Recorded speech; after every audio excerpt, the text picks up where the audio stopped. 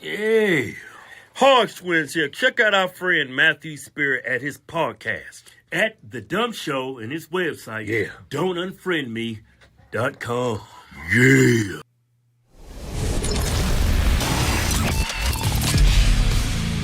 Good morning, Don't Unfriend Me Nation. What are we doing?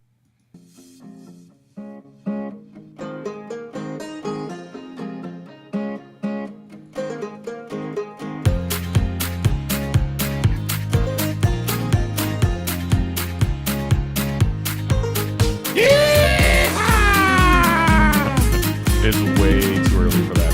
Jeez. Holy moly. Co-creator and hostess. Oh, I gotta fix that. Total misspell. Oh yeah, totally need to put that on there. Yeah, ready on 3, 2, 1. Matt and Mike in the morning. A Don't Unfriend Me production. 20 years combined working in intelligence for multiple agencies. Up to the minute current events, news, geopolitics, and a no bullshit attitude. There it is. The best part of waking up Lights. is whiskey in Your your favorite cup. lights ever. And Matt and Mike in the morning.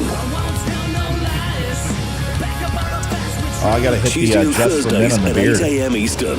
The Old Is it that time of the Couple. month? Matt and That time Mike of the in the morning. Good morning, Don't Unfriend Me Nation. We seem to be transposed here. I don't know. It's not the Mike and Matt show.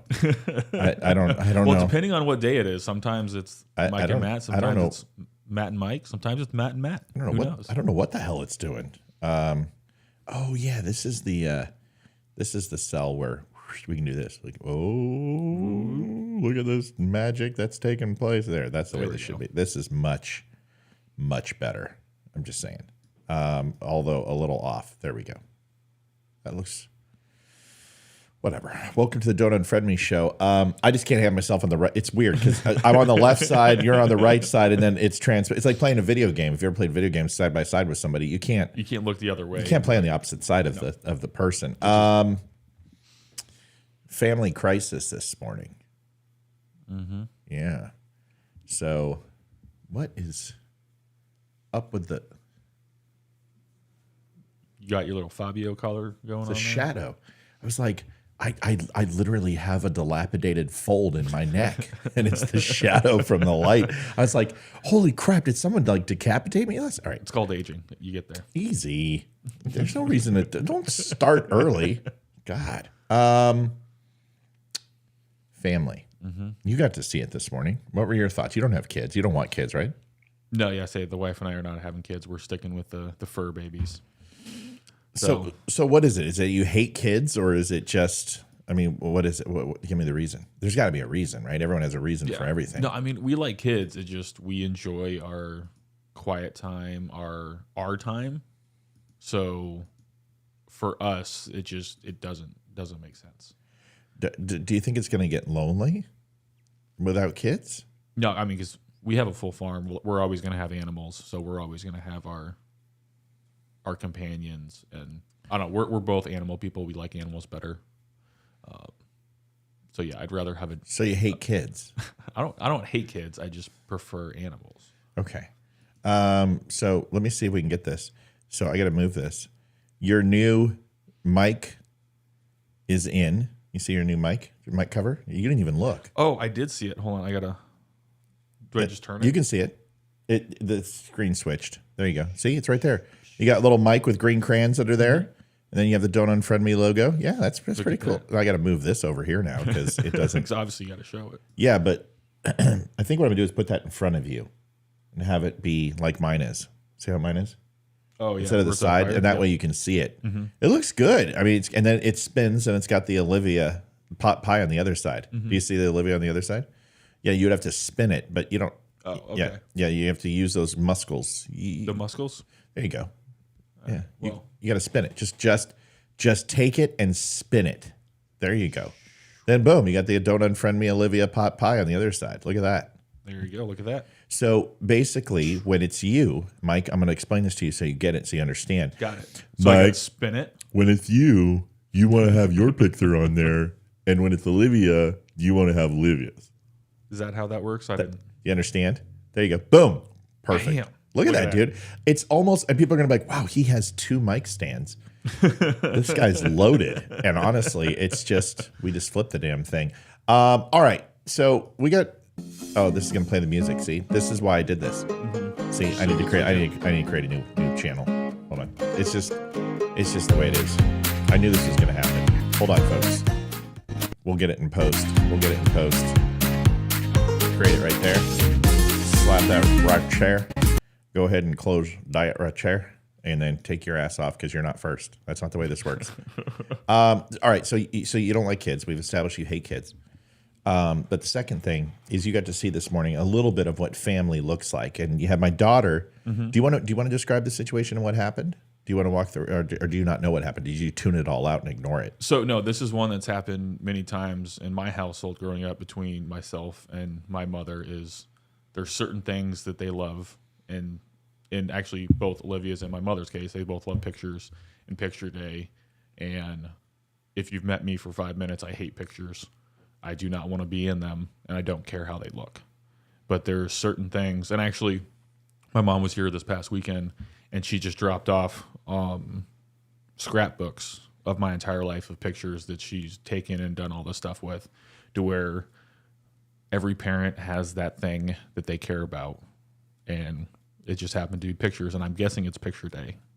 It is picture day, and Hayden has this thing, like her dad, she's got the chubby cheeks, and it doesn't matter, dude. When I was 203 3 years ago, or 225 way I am now, you're the same way. You have baby face. It's just the way it works. That's why we have beards, because we know if we shave, we'll look like we're freaking 26.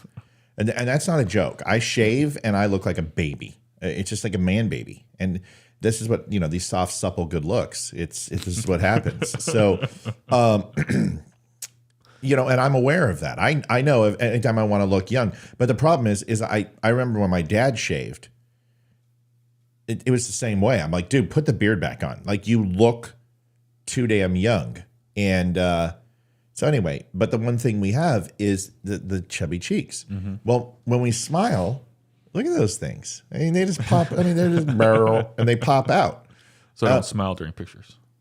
Well, I smile. I mean, I smile on the show, but your face looks like, whatever, which doesn't lend when you're front on. Because like, we were even talking about that. You do a side profile and you can tell we're physically fit. We're not, fat old guys who are sitting in a chair. But when you're a front on profile, it's kind of hard to tell that, especially with you. So, what I told my daughter is when you take a photo, don't go like that, because she's going through that 13-year-old phase. So her body, obviously, she hasn't grown yet, but her body's like, you are going to grow. So we're going to put on some weight. And when you shoot up, you're going to sprout up and you're going to thin out. So when she does this, I've got your jowls. Oh, I don't. See, that's the thing. I don't have that, but I used to, where this thing was fat and it would, and it looked like I have 4 chins. Well, I don't have that anymore. I can't. I've got a line, but that's because my throat was cut right here. Which is a whole nother conversation. Because I got a nasty scar that runs across my throat. So, but with Hayden, she's got a little bit of a double chin because she's going through that phase. And I told her, I said, when you smile, just, smile. Look happy. Because your chubby cheeks, and then you throw the chin, and then you look like you're 300 pounds. And it's always a headshot, right? Yep. So I gave her that advice. So she wanted to retake her pictures. So she told mom, hey, I'm going to dress the way I want. I'm going to do my hair. And so she woke up today, 6:15, did her hair, put on a sweater, and there was a piece of fuzz on it. And Hayden is inherently known for not doing her laundry and re-wearing clothes.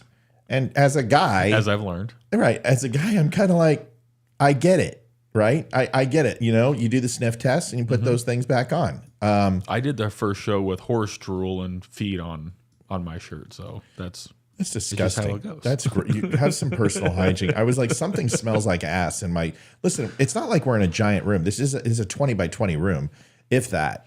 It's not even. It's built weird. It's you've never seen a room like this. It's awesome for the show because the acoustics are great because it's got oblong walls and it's more like a trapezoid than it doesn't matter. Okay, it looks like a diamond home plate type room. But anyway, I was like, something smells like horse ass, and now I know. But anyway, so Hayden is kind of like, I'm going to do the sniff test and I'm going to put it on. Like, I'm the type of guy, like, how many times do you wear your Levi's? But just let's be honest, we're men, we can do this. How many times do you wear your Levi's where you wash your Levi's? Just be honest.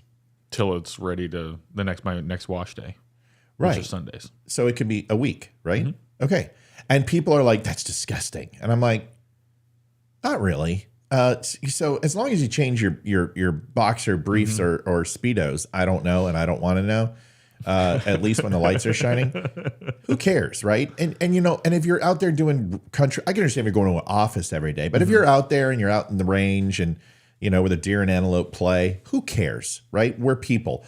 I personally, and we're going to segue because I knew this was going to happen. I personally, okay, how often do you shower? Every day? More often than not, but there's sometimes it's every other day. Okay. It just depends. So my thoughts are this: as long as you get the pits and the twig and berries, you're doing it right, right? But I'm kind of like the Matthew McConaughey philosophy is that we put ourselves in this scalding hot water. We use a bunch of chemicals to literally shred off our body, and then use all this fragrant stuff and aluminum-based deodorant, and who knows what we're putting in our body because I don't know. So the way I look at it is I shower every single day. I have to. It's just me. I can't not shower every day. But well, I appreciate that. Well, so do I. Especially, when we're Brokeback Mountaining, it can get a little ripe. So Olivia, on the other hand, showers every other day. And that works for her. The point being is that hygiene standards, this is kind of like the FDA. Don't you remember the 5 food groups? Were you old enough to remember when they told you that you had to have the little pyramid and then right. sugar, which the best stuff was at the top. Right. And right. was it like grains or something? Yeah, at the no, bottom? it's not. First of all, let me educate you since you only got probably 2 weeks of this before school changed, where I got every day I was indoctrinated. The 5 food groups, you have to have a fruit. Yep. You have to have a vegetable. You have to have a meat protein. You have to have bread. And can you think of the last one? So fruit, vegetable, Yep. meat, grain, Grain. and what's the other one? Do you know? No. You have to have some dairy, Okay. Gotcha. like a glass of milk or a piece of cheese. How or unwoke of them. What about those vegans out there who don't? completely, dude. I mean, and so basically, my caloric intake on a daily basis is about 2,800 calories. That's a lot, but I'm also burn with workout and walking around, 700 to 1,000. So I have to eat a little bit more if I want to put on muscle. If I don't and I wanted to lose and trim, I would do a 22 calorie intake and I would drop fat every week. I don't want to. I want to build up. So in the winter, you kind of put on a little bit of pounds, and in the summer, you trim up. Okay, we're digressing. But the point is that those are the people that told you the 5 food groups are good. This is also the people that told you that eat egg whites. No, don't eat egg whites. Eat yolk. Don't eat yolk. Don't eat eggs at all. Use substitute eggs. Actually, eat egg whites. Now, eat the yolk. No, don't eat the yolk. Eat substitute egg whites. No. Okay, there's another one. Aspirin. Get on an aspirin regimen. No, don't take aspirin. Take aspirin. Don't take aspirin. Take aspirin. Don't take it. Milk. Milk does the body good. No, it doesn't. Milk's horrible for you. It's lactation for rearing animals with animal fat. No, drink milk. So they don't know what they're doing. No. So the people that say take a shower every single day and use aluminum-based deodorant and scrub yourself silly with turtle wax compound DW, whatever it is, and you're like, how about you just do what's good for you? So this goes back, and I wish I had the photo for it, but it was a photo of a bunch of the health ministers around the world. Right. Almost every single one of them is overweight, hasn't worked out in forever, and you're telling me they're the most knowledgeable Right. on what to put in your bodies and how to make your bodies physically fit. Perfect And analogy. it's just like, yep, this is where we're at. McDonald's, this is where we need to go. They have the best food groups. They have all the food groups all in one. You're good to go. My yaya and papu, my papu died early. He was a smoker. as my grandfather. He's Greek. So, and according to the Groypers, I'm now a Roman or a Greek god. I'm related to Euripides from the intellectual side and Zeus from my flailing thunderbolt side. Anyway, so Yaya and Papu came over here. They're first generational Greeks. So I've actually got a lot of Greek in me, surprisingly enough, and which is interesting, but also a lot of European. But this woman, I'm not kidding. She had no kitchen. She had a small white range oven in the back, which was just one burner. So imagine a little small, put one pan on there. That was her oven. And those things are death trap, fire traps. I mean, I'm surprised they didn't burn the whole house down. She lived in the back of my grandmother's house, though. This was my great grandma, Yaya. And she would strain her grapes from her wine through pantyhose. Now, not worn pantyhose, but she would buy Legs pantyhose, and she would ferment the grapes in the back of her bathroom and make her own homemade wine. This is also the woman that would dip and make donuts every morning, Greek donuts, and she had fat back on that burner and would dip bread and create donuts. Where in the you said in the bathroom is where she fermented all that? Yeah, in the shower stall. Okay. That was the other thing we were going to get to is obviously she didn't take many showers. I was going to say Well, she's Greek. What do you want? I mean, they're on the weekly plan. So, but the interesting thing is that here's the interesting thing. She would eat olive oil and cucumbers and tomatoes and pork, and she didn't smell, right? Because she didn't put that shit in her body. She used organic food. She had her own garden. The entire backyard was her own garden. She would pick her own vegetables every day, and she just smelled like an old person, but she didn't stink, right? And she never took showers. Well, she did. She every 4 or 5 days or whatever it would be. But you would walk into her back room and it'd always be aroma. It would smell like garlic, or it'd smell like wine or whatever. But it wasn't like she was clean. There's a reason for this. The woman was on the LPGA tour. She was one of the first women. She won several titles on the LPGA, Ladies Professional Golf Association. She was golfing when she was 96 years old. She died at like 104. Jeez. Yeah, my Yaya was an amazing woman, but you know, she's from the old country, man. I mean, that's the way you would think. She looks like a gypsy, right? She's Greek and whatever. Great lady. Beautiful when she was younger. And I used to go in and I'd play cards with her, and she would take my money. Fuck, she was ruthless. Just a ruthless woman. You gotta learn somehow. I'm surprised she didn't pick me up by the throat and shake me down when you owe me 6. She didn't speak a word of English. Not one word of English. We never spoke. No English. Not at all. Not even a word. Not even like stop or no or don't. It was whoosh, you get the back of her hand. But the most loving, caring, kind woman you've ever met in your life. And every day we go and see her and whatever. The point is that she lived till she was 106. And if anybody from the government went in and looked, they would arrest my grandparents and take her and saying that they would see the pantyhose and the grapes, and they would see the fat back, and then they'd be like, this is elderly abuse. That woman lived till she was 106. And then you got Lance Armstrong, who's lost a testicle, hands down one of the most physically fit human beings, who had cancer, who's had heart problems. The point is, it doesn't matter what you do. You're genetically predisposed. You only have so many ticks in that heart of yours, and you're going to die. And that's just the way it is. So my point is live your life the way you want to live. Identify what's good for you, and as long as you're not hurting other people, who cares? That's my point. It's a long way around the barn today. It is, but that is a good point. Thanks. Unless you live in like California and they're like, no, the government's going to tell you what you're to just do. an asshole, right? I mean, if you live in California, you suck. The reason why we're talking about this today is because I think there's this misnomer that being selfish is a bad thing, and I don't know if that's true. I think there's times where human beings need to be selfish. What do you think? Is there a time in your life that you can think of where you're like, you know what, I had to be selfish or else? Well, yeah, because for me, it's always one of those. If you don't be selfish or love yourself or know yourself, then you just are not going to do anything, or you're just going to be a puppet to everybody else, and you're going to live off of whatever they tell you to do. and you're not going to actually have any of your own happiness. That's pretty generic. Do you have a specific example of a time where you had to say, okay, I got to pop smoke. I got to focus on me. If I don't focus on me, this is going to be a bad thing.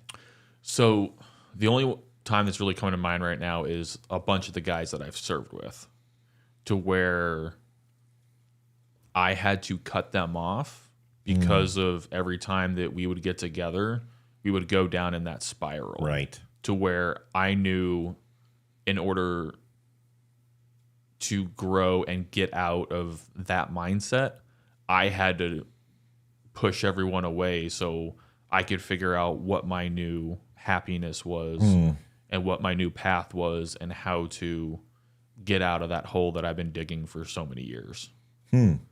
So, yeah, I 100%, like, there's times that you got to be selfish to where, like, you know what? I'm not going to go to that party. I'm going to stay home. Either I'm going to be with my wife or animals, kids, like whatever you have that's your happiness of, I can miss that event because I'm going to make my own memories. And whatever those memories are that you want to make, that doesn't have to be let me see how many likes on Instagram I can get. I'm like, right. No, I want that night with my wife to where we can just sit there and watch a movie, but we can just lay together. And that's the happiness. You're such a find. You're such a romantic. I would say my wife would probably differ. She would probably not agree with that.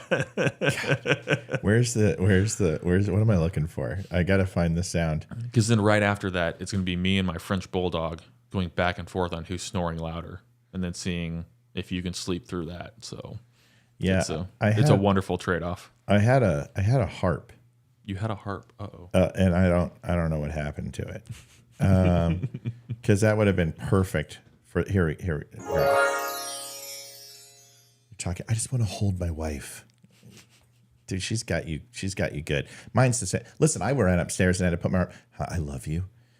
She's not going to be 13 forever. It's going to be okay.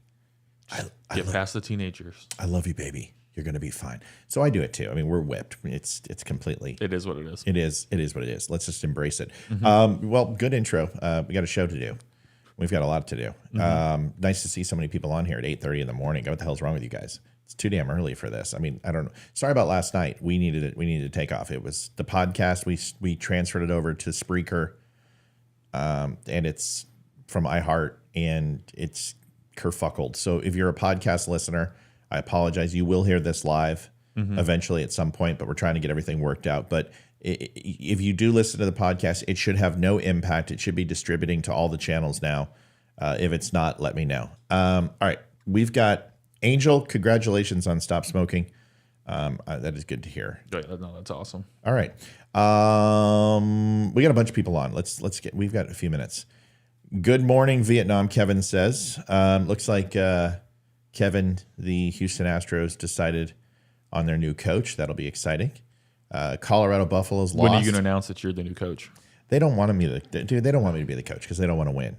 I love how you pretend like you don't like sports. So, yes, I enjoy sports, but most of them I'm not actually going to watch. Hockey's the really thing that I actually watch. Well, then we're sorry that you don't feel comforted in your own inequities of not liking every single sport, but I don't care. And you know what? For you to like, okay, so like if you're going to sit here and talk to me about putting around 750 yards down range, I'm not going to sit here and be like, oh, okay. Anyway, when's the Marsoc team going to hire you to be a sniper? I mean, do you understand how ostentatious that sounds? I mean, you kind of sound like a dick. I mean, are you trying to be a dick, or is it just? It just comes out. This is your shtick, right? This is the thing. Okay, so every time I talk about sports, you're gonna be like, when are you gonna be the head coach? That's gonna be your thing. I mean, yeah, that can be my little. Okay, we can make a little soundbite of it just so I can click it every time. Like, here we go. You can be the head coach. Sounds good, dude. You should do that, and you should make that soundbite. Can you figure that out, or do you need some help? I'm gonna need some help. I don't. Oh, so you're like the John Denver of audio? Is that all you do is go in there and play your stupid song and sing and let everyone else do all the hard work? See how basically. See how ostentatious that sounds? All right. Emotional damage. We've got it's so good. Carrie, hello, Carrie. Michelle is in the house. Chevelle, can you see the comments yet? You can see my Facebook. I got Facebook on. Okay. The rest of them, I don't. Yeah, that's too many buttons. So there is a way to do it. I can show you how to do it. We'll do it later, but let you see it. Amy is on. Amy, good to see you feeling healthy. Dale is in Louisiana watching. Lolly Whitehill. Lolly Whitehill. What a name. That sounds like I don't know. It sounds like a pen name for an author.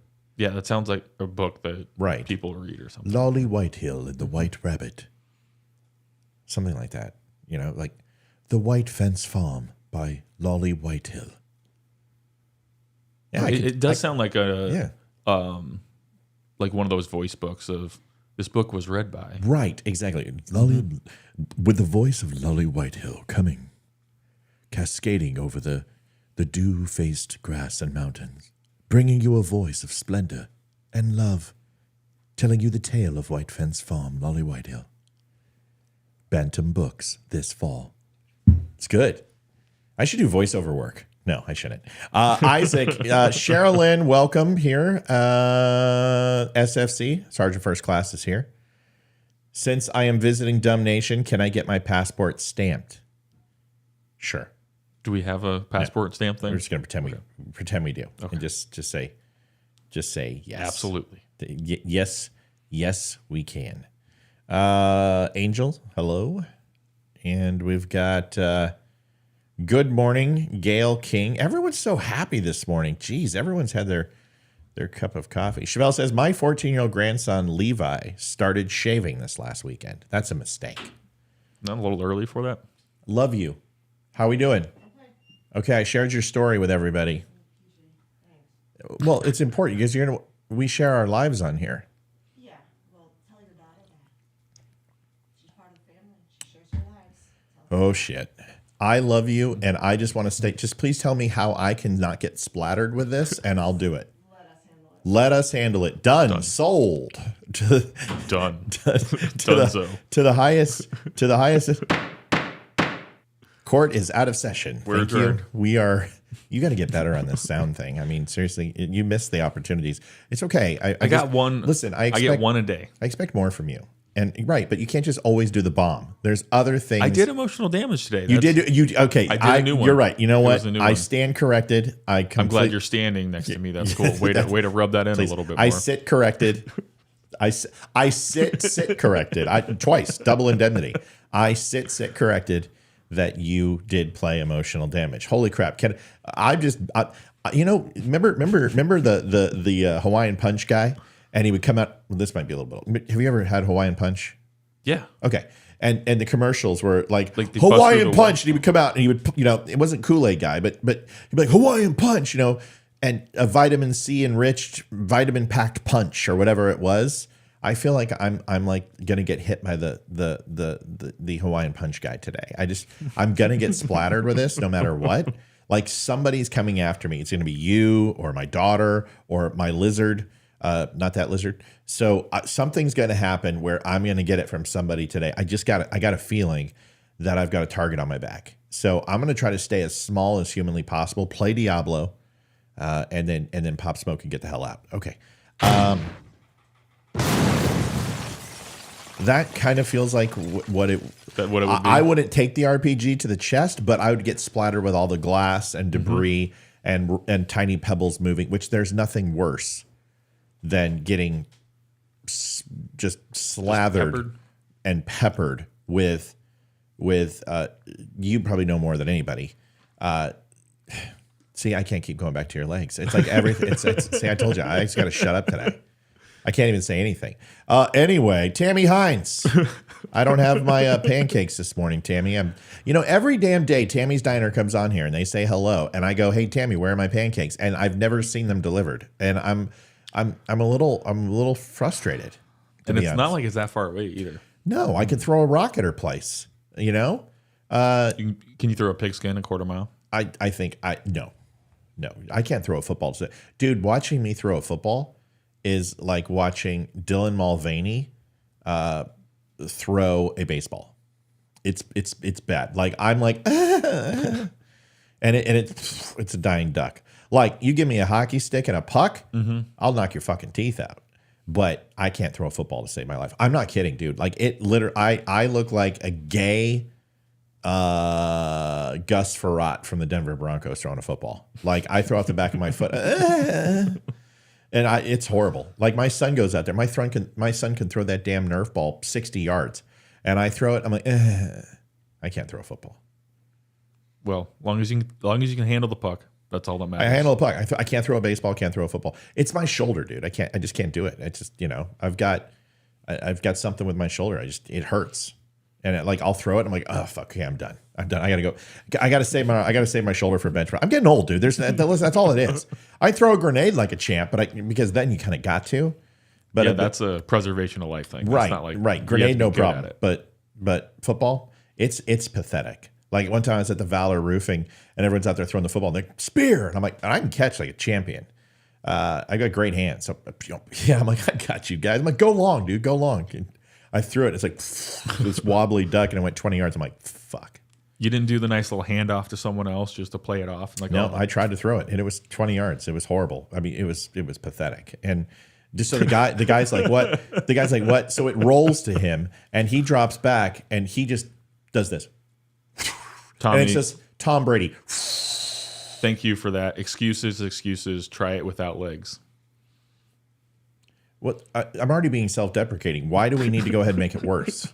Like I can understand if I'm sitting here saying, "Oh, dude, football, please." There's Joe Montana, there's John Elway, and then there's fucking me. I'm not saying that. I'm like I just compare myself to Dylan Mulvaney. What else do you want me to do, people? This is the thing about this show. Listen, I understand that you all live vicariously through me because you can't have a singular thought without me. But you don't need to sit here and like pretend like all of a sudden you need to break me down in order to feel good about yourselves. I mean, seriously, you know what? I think we're done. I think. Thanks, folks. Thanks for showing up. We'll see you later. People are being so vicious today. I just don't understand. I mean, Mike, I can't take it anymore. Do you need a hug? I know I don't need a hug. I just need my daughter to take her pictures. See, we bring it all back to. See that not broke back? That you might need to change that title for the next one. I think so. I think I'm broken. There's no excuses. My shoulder. I'm old. You know what? When you've went uphill both ways in the snow and done the things that I've done. Yeah, it's there is those days where the one thing real quick, and then we'll get into the good stuff. You don't skip chest day. Nobody skips chest day. I don't think there's a person on the planet. Usually it's the beginning of the week. It's your biggest muscle group that you want to focus on. Everyone hits chest day. Everyone tries to skip leg day, which is stupid because see what happens when you skip leg day? You lose them. That's what happened right. to me. Mike's a fucking loser because he skips leg day every single day. But you don't skip it. So the whole point is that if you have let's say a toenail that's just grown a little bit out of sorts and you have a little bit of swelling on your big toe because you have an ingrown toenail, you're like, I can't do leg day. Dude, it's screwing with my squats, dude. I can't do it. And you just look for a reason. But with chest day, your shoulder could be out of socket and you're like, no, man, I'm going to push through. I'm going to get my chest in. So my shoulder has inherently been bad. Like I have got to get probably surgery, but I never skip chest day because we're guys.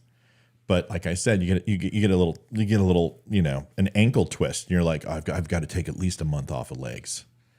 I know you don't know what this is like, but you're going to have to relate. Okay? This is where I'm trying. Oh my God, you to had not legs say something, dude. You're not Beethoven. You weren't born deaf. Okay, you're just. No, Beethoven went deaf. Who was born? No, Beethoven had his hearing. He lost it over time. So yeah, you're Beethoven, bro. You had ears. You could hear at one point. You could walk at one point. You know what I'm talking about. You're just doing this to draw attention to yourself and gain pity from everybody listening. You're just mad. You're just mad because you have your legs. You're just mad because you got your legs and you can walk out of this conversation. I'm ready to take them off. I'm going to the doc. Take these off. Why? Well, my buddy keeps showing me up because he's got legs and I don't. This is bullshit, doc. Seriously, take them. Take my legs. Oh, God, what a good intro. Good morning. Good morning, everybody. We got 130 on, so oh gosh. Anyway, well, thanks everybody. I can't throw a football. We've established that. My kid is trying to destroy my wife. My wife is horribly sad because she realized she's aging and wants to live vicariously through my daughter's youth and can't. So she wants to encapsulate a picture so she can remember the fondness of her days that are passing her by. So therefore she's sad because of it. Is that summarized? Yeah, that's good. So, good synopsis. I mean, Olivia's not here, so we might as well. This is the only time I would say something like that. If she was sitting here, I'd be like, oh, Olivia, I totally understand. I feel the same way. I weep when Hayden doesn't take pictures. I don't care. Like she shows me, she came in, she's like, here's their picture when they were 9. Here's their picture when they were 10. Here's 11. And I'm like, they all look the same. Yep. Show me 5 and 13. and 13. Yep. Show me 13 and 26. Show me them moving out. And I'll be in, huh? What? Can we go to Greece now? We've only been waiting to go to Greece for 14 years. I told my wife that we would go to Greece and not have kids. And we'll go to Scotland and Ireland. And she's like, no, we should have kids. It'll be much more fulfilling. And a trip overseas won't last a lifetime. And every morning I look at her and go, how about that trip now? Now what do you think? Every time like we find my son's underwear in the sink, or I find cookie wrappers in the bottom of their bed where their feet are, or whatever they decide to do, toilet paper in the shower. Toilet paper to clean the wall. And I walk into the shower. I walk into the shower and there's literally, it looks like somebody literally raped a roll of toilet paper and blew it up when they were done with it. I don't.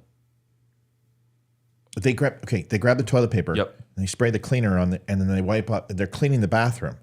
They use toilet paper to clean the shower wall and the tub. And then when you open there's literally paper mache. Like I said, it was a toilet paper massacre. Yep. It looked like Norman Bates went in there. And I'm like, come here. What's on the wall? They're like, toilet paper. And I said, what? What? Like, Dad, we cleaned it. That's totally not clean. I said, but you left all the toilet paper on the wall. It's covered. There's literally like, I mean, how many rolls do you like? 3? Oh, jeez. Toilet paper is not supposed to go on the. How is this clean? Well, it is clean next time we take a shower. We were just thinking when we take a shower, it will all turn into pulpy and it'll go down the sink and it'll be done. And I said, it's going to clog the fucking bathtub. And then I'm going to have to do the bathtub. Well, Dad, it's not our fault. You didn't show us the right way to do it. I don't understand. How do you expect us to do it when you didn't show us? So I'm like, oh, you want me to show you, do you? Fine. So I get in there and I start spraying all down. I clean the whole thing. It's fucking impeccable. I'm like, see? And they're like, oh, yeah, Dad, that looks good. And then they walk out, high five, and they got me to do it. Got you to do it. That and I'm like, so good. Son of a bitch. That is brilliant. I hate children. I want to go to Greece. I want to go to Scotland and Ireland. And instead, I'm getting played by a bunch of freaking children. Listen, this isn't, nobody gets, gee, Matt, excuses. Why didn't you just, okay, you know, I mean. You're just mad you have 2 little mini you and Olivia's that are now using everything against you. Oh, why can't I be self-deprecating without people piling on? I mean. See, this is what I love because my sister-in-law, she's got 4 kids, but the twin girls are exactly like her and her dad combined, and it is amazing to see the payback. It's like, you know how you were when you were a kid? Now times that by 4, and really with the twins times that by 6. I was a sweet child. I was very, very kind and loving, and then it all got destroyed. I mean, my parents, their adage was, for the first 12 years of our life, Matthew was the perfect child, and now he is completely Satan's asshole. And then a teen came out. Yeah. Well, that's a whole nother conversation. We've got a show to do. Cool. We've tried to. I mean, I could do this all day. I love reminiscing about things that make no sense. It's so much easier just not having to prepare anything and just talking. We're going to start this off. Now, I realize that this whole segment for the next hour and a half is not culturally sensitive. It's not necessarily diverse. All the videos I realize are all people of color. So I started scrambling for a white woman just to balance everything out, because I'm like, oh shit, this looks pretty racist, and I don't care. Like, if I find 3 videos, I think everyone knows I'm fairly balanced on shoveling out my cynicism and derision towards anybody, and it's never based on race, color, or creed, or sex, unless you're from England. But I was making the videos. I'm like, okay, it's a black person. I'm like, oh, shit. And then Vivek Ramaswamy, which he might as well be from Mexico. So he's Republican. So does that count now, or is that? No, he's not a Republican. No. Well, if he's claiming to be one, so yeah, but that's like saying I'm a rainbow spotted unicorn. He's just as deranged as the left. If Vivek Ramaswamy thinks that he's a Republican, I've got a few things to challenge him on that. You can be a Republican, you're just certainly not a conservative. But we'll talk about that. So I was like, I got to balance this out. So I'm going to start this out first with. Oh, by the way, sorry. We're going to get to it at some point. By the way, do you remember when I told you guys when everyone was like, oh, Mike Johnson, he's the greatest speaker in the world. This guy, he's a man of God. He's going to deliver us to the promised land. And no, he may not have been the first choice as speaker. Was he like the fifth choice? Or the second, or the third, or fourth, or fifth, or sixth. But as the seventh choice, he is the right person for the job. And I said, give me a fucking break. In 2 weeks, you guys are going to be so mad at this guy that he's going to do something stupid, and you're going to hate his guts, and all of a sudden everyone's going to turn on him. I wonder what happened. So he came out, and in order to get on, I've got a couple of videos of this. I'm not going to show it, but Joe Biden is the most corrupt president in U.S. history. His family is all going to go down. Corruption charge, blah, blah, blah. He just recently, last week, released, well, we can't impeach Joe Biden because there's not enough evidence. And now all the Republicans, he's a rhino, he's a swamp. I told you. Like, this is how it played out. This is all you guys do. This is all you do is you can't stand anyone that speaks out against your narrative. And unless they're 100% Trump, 100% go after Biden, destroy his family, this, you're going to turn on everybody. So who's the rhino? A person who tells you, you know what? I've looked at the evidence. We don't have enough. It's not like we're stopping, but we don't have enough right now. We're going to have to continue this process, and tells you that for a reason. Or the person who says, you know what, everyone who doesn't agree with me and my personal brand of politics is a rhino. Who's the real rhino? I'm not defending Johnson. I'm not defending the swamp. The fact that you put faith in politicians to begin with is what I find horribly funny. Yes. That's the humorous part, is that you think that somebody out there, it's like you're that stupid little mouse and American Story, somewhere out there. No, it's not out there. Politicians don't have your back. No. They have their reelection campaign. That's right. And Their whoever wallet. is paying them to get their interests pushed forward, that's who they care about. That's it. And they just pander to everyone being like, oh, I care about you, but we'll get you on the next bill, I swear. Yes. And that just continues time and time again until they get reelected. And then eventually when they have enough money, they're like, okay, I can go retire. I'm good. Correct. Someone says, hey, Matt, I see the black Stetson hats. That's not black. It's Navy. And it is cavalry. It's Civil War cavalry hat. Yes. It's not Army. So everyone always goes, Army! But it's not first. Dude, I'm not first Cav. I mean, it's Civil War. Yeah, but Robert Duvall wore it in Vietnam. Actually, when you come over to the house, I do have and I don't know how many great-grandfathers it is, but one of my great-grandfather's sword he'd carried during the Civil War. Oh, you need to bring that in. You need to put that on the show.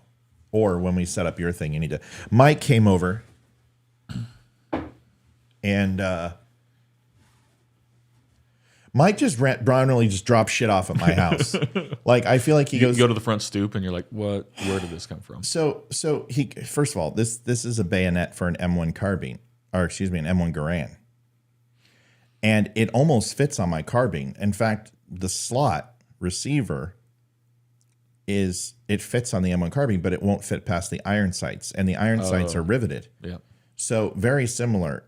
The one that I've seen from the M1 is a floater. It doesn't have the barrel support right here.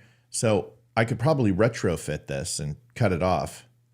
But I mean, this thing's amazing. It's got the full lever action right here, which engages the spring mechanism to latch on. And he's like, "Here you go." And I'm like, "What do you do?" He just walks into my house with this. He's like this. Most people who would walk into my house like this would get shot. Yeah. He doesn't hide it. He answers the door like this. I'm like, most people would be like, Mike's here to kill me. But no, I just come to expect it. I mean, this guy he's brought grenades over. He's got 2 grenades in his hand. Hey, Matt. And I'm like, should I get my weapon? No, it's Mike. Mike's not going to kill me. So he's standing at my door like this. And normally that would be a pretty visceral reaction from me. But it's just Mike. So I open the door. I'm like, hey, buddy, what's going on? And he's like, hey, how are you? And I'm like, hi, Michael. What's going on, buddy? Are you reenacting your days, or you getting Viet Cong, or what's going on? And he's like, oh, I brought you a little gift. And I'm like, okay. I mean, he brings me all sorts of stuff. I'm like, okay, so what are we doing here? And he goes, this is for your M1 Garand. And of course, I don't have the heart to tell him, because I'm sitting there. I'm like, he's old and he knows it. And I'm like, maybe he just forgot. And he goes, where's your M1 Garand? We'll put this on. I said, buddy, that's what you're going to leave me in your will, is your M14. Are you sure he's going to leave it to you? Yes, he's giving me the M14 and the M1. Oh. You're not getting the M1. Okay, he likes me more than you. Trust me. Does he like you more than my wife? He thinks he likes Olivia more than your wife. I don't know if that's true, though. I'm just going to say it because it sounds good, because I want the M14. Listen, I'm not going to sit there and start, going over his estate while he's still alive, because he might watch the show. You're being very insensitive to Michael. Michael's going to live forever. Leave him alone. Guns aren't that important. Oh, yeah, you're the guy that goes after his age 24/7. Yeah, but at least I'm not going after his guns like you. I'm not the government. I'm not going after him. Mike, I really appreciate this, by the way. So I looked at it. I'm like, it's not going to fit on my carbine. And he's like, where's your M1 Garand? I'm like, Mikey, I don't have an M1 Garand. He's like, I thought you did. I said, no, I have my carbine. You haven't given it to me yet. I'm like, you're still here, buddy, and you haven't given it to me. And I don't want it. Mike wants it. I don't want it. I want you to live forever. But anyway, so he's like, you know what? Fuck it. Just take it anyway. And I'm like, sure. Like, if the FBI ever raids this room, I mean, we're all in deep shit. I mean, the stuff that I have in here, I mean, one of these days he's going to walk in with a copy of Mein Kampf signed by Adolf himself and be like, hey, look what I found at the Salvation Army. Look at this, what I found. I found a gold tooth that was in an unpinned grenade that somebody used. I mean, it's the shit he finds. It's incredible. Here's a landmine from 1946. It's still live. It's still active. Just lock it in your garage. Just keep your finger right here when you grab it. Don't let go. Hold on to this. This is a bouncing Betty. Oh, I got some C4, and C4 would be fine. C4 would be great. I've got some napalm. Okay, all right. So that's the story of this. So this is how nice he is. He thought. So I just look at it this way. I'm holding on to this until Mike gives me his M1, and it'll finally have a home. All right. So let's get into the show. I mean, God, we always say, hey, let's just take some time. Let's just warm up with people and have a conversation and see what it brings. Oh, my Lord. How many segues can we get in an hour? I don't know. By the way, no, I'm just kidding. We're not going to do it. No more. All right. So this is Dominic Izzo. And listen, Dominic Izzo, what you need to understand is he's a straight shooter. He's on the Spreely network. And he kind of brought me into the Spreely, he did recruit me into the Spreely family. And I like Dom. And I like Dom not because he recruited me into the Spreely family, but I like his honesty. He's not afraid to drop a few bombs. So if you don't like cursing, this might bother you a little bit, but this is a really good segment, and it really ties into what we're going to talk about today, which is people projecting the truth for their own benefit and not doing it for the grace or the overall the propensity to elevate others, but really make yourself look good. And when you look at Christianity, it should be for the glory of God, not for yourself, right? And if you do that and you put others first and you put the Lord first, ultimately you'll be rewarded for those actions in some way or another, whether it be here or in the afterlife. If you believe or don't believe is immaterial, that's the way it is. But Dom has a very unique way of seeing things, and honestly, I love the way he sees things. So we're gonna go ahead and watch this real quick, and want you guys to listen to Dom. This doesn't work out, does it? This new, we're gonna have to fix these. Yeah, because they're also split screen. So yeah, We're going to do a square. And we're going to bring this down right to there. Say goodbye, Mike. We're going to delete you.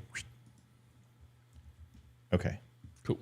And I think it's coming over. We'll put you, I got an idea. We'll split it right in the middle. Bam, bam.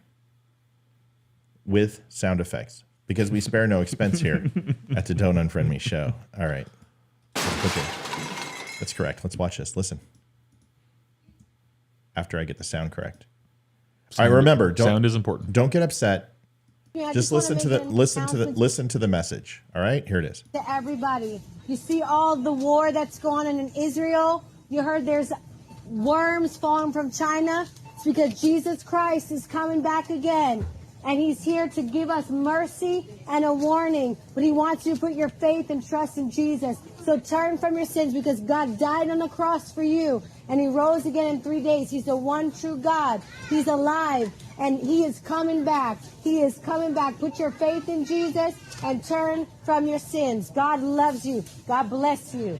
Now, before we get to Dominic's editorial, which is fantastic, by the way, an expose more, and it's fantastic, is when I'm at Target, the last thing I want is to hear your ass flapping your gums. 100%. I just want to get the hell out of there because, first of all, I can't stand going out in public anymore. I can't. Like, I don't even think I'll be able to get a job again. Like, if this doesn't work out, I'm going to be working for Mike at the farm because I don't know what to do.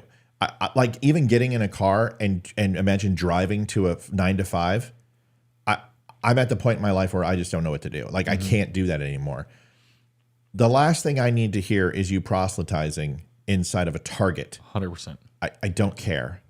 But let's listen to Dom, and then we'll have some feedback on this. This is interesting. Take a listen. I have a question first. Christians, I really want you to take a second to think about this. If somebody came in who... Doesn't he have a great voice? Yes. It's very Glenn Beck and Rush Limbaugh together. He's got a great voice, great presence. The guy's built like a brick shithouse. I'm questioning steroids at this point because I lift and I'm like, my God, Rizzo. I mean, this guy he's yoked. But anyway, Trend works. He's a cop. Has a very unique disposition. Here it is. Practiced Islam, and they started advocating convert or we'll behead you, convert or you will be beheaded. How would you feel? How would you feel? See, the evangelist community, and this is evangelist Whitney Lynn, what she's saying is accurate. What she's saying is completely accurate. Jesus Christ died for your sins. He loves you. He's coming back soon. There may be signs, but there's always signs of the times. It is what it is. Jesus Christ is fully God. He's 100% fully God, 100% fully man. He's the only way to get to the Father. He's part of the Godhead, the Father, the Son, and the Holy Spirit. Everything she's saying and more is 100% factual. Christians, it's the delivery. I don't know why you guys won't get it through your head. This is what drives people screaming, running from you, saying you're lunatics. You wouldn't do this about anything else in life, right? You wouldn't walk into the store and sit there and pulled up your puppy dog. Of course, that would attract people, right? Because it's not about you. Look how much I love my puppy. You'd look like an idiot. You wouldn't go into a gym and scream at the top of your lungs. If you're fat and unhealthy, you're going to die. You're going to have a heart attack. You wouldn't do that. But for some strange reasons, and it's actually one reason, Christians are under the delusion that because they're doing the Lord's work like this, that it's acceptable for them to do it. When what they're doing is actually glorifying themselves, not the Father, the Son, or the Holy Spirit. They're just not doing it. You have to have a different way. And the different way is to attract people with the quality of human being that you are, so that allows them on their spatial time to come to you and say, hey, I'd love to know more about why you're so happy, why you're so healthy, why you're always in good spirits, why your mood is, why, so that you could say, if you're really open to hearing it, it is my faith. I would love to share it with you if you're open. If not, I don't want to impose it upon you. Christians like this are the passive-aggressive versions of radical Islamic Muslims. I truly hope that Christians, if you wind up seeing this and you get upset about it, just ask yourself, are you doing the Lord's work for himself, or are you doing it for you? Because if you're going to go out and you're going to go evangelize and if you're going to go witness and spread the good news, there's not one other topic, subject matter, social issue on the planet that you would ever want forced down your throat. So why are you doing it to others? Just think about it. Spread the good news the right way. Do it with love, compassion, and maybe some respect. Hi, I'm Dominic Izzo, host of the Rants of Izzo show here on Spreely Media. If you like what you just saw and you want more rants, be sure to go to rantsofizzo.com or download the Freedom Hub app for your smartphone for articles, full shows, podcasts, and more. On behalf of all of us here at Spreely Media, thanks for watching. That's Dominic Izzo, and somebody who I love. I've started to watch him every day. He is not everyone's cup of tea. The guy curses like a sailor. He makes me look like Mother Teresa, but his points are always challenging. Like he has no problem calling out the left. He has no problem, like this recent election. He's like, yep, it was stolen. It couldn't possibly be that Republicans are completely effed up as Hogan's goat and have no vision and have no idea what they're doing and are putting forward bad candidates. And Donald Trump is like 0-21 with people he's endorsed to win. Yeah, that couldn't be it. It's stolen for sure. And that's not popular. That's not a popular thing to say. But you can find him on the Spreely Network. You can go download the Spreely app on Roku, Fire Stick, on your iPhone, however you want. But you can also go to Spreely.tv, Spreely.social, however you want, and click on the Freedom Hub, and you can find our show and obviously Dominic. This isn't a paid spot. Dominic didn't even know I was doing this today. I just saw this the other day and said this would make a great topic, and it really does. Mike, your thoughts on this when it comes to Dominic's take? So there's two things that come to light for me. Is one, why are you putting this on social media? If you are truly doing this, that you want to spread the word and you want to spread God's word, why are you then making a post on this? Be like, oh, let me see how many likes and let me do this millennial thing. Like, oh, let me get this out there. Like, okay, if that's what you care about, then maybe you need to rethink what you're preaching out there. And then kind of on what Dominic said there, if I look at someone and I see how they act and I see how they treat people, like I can tell who's Christian or who people that actually have faith. Like you can tell by their actions.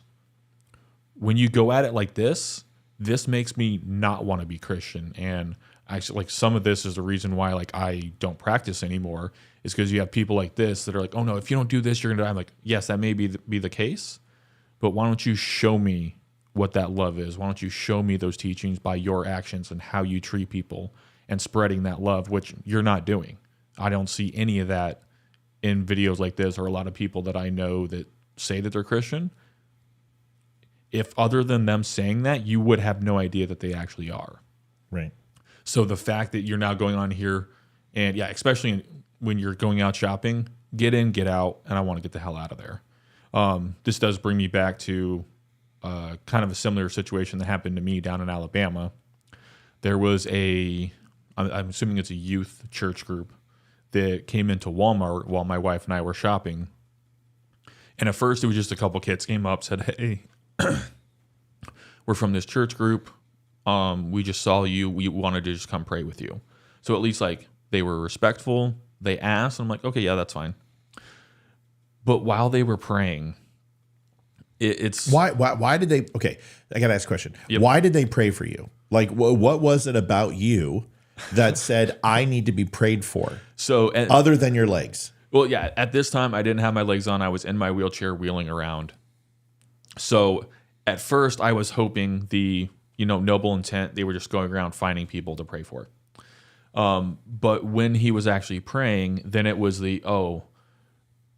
help him to feel normal and feel like everybody else. And I'm like, I do feel like everyone else. No, you don't. No, you feel horribly abnormal. I just feel crippled. You are a cripple, and not only did it hit you in the physical, it's mental too. You're a mental cripple, and you're gonna sit there and you're gonna be washed aglow with my prayer. Yes, and it's one of those. It's like, all right, man. Like, if you think that just because someone is in a wheelchair or they're missing a leg or they have some type of disability they were born with, that they're not normal and just like anybody else, this is why they don't like Christians, because you're going to sit here and project whatever your insecurity bullshit is on me, that it's like, not having it. So like once that was done, we went about our way. Well, hold on. Do you blame God for this? No.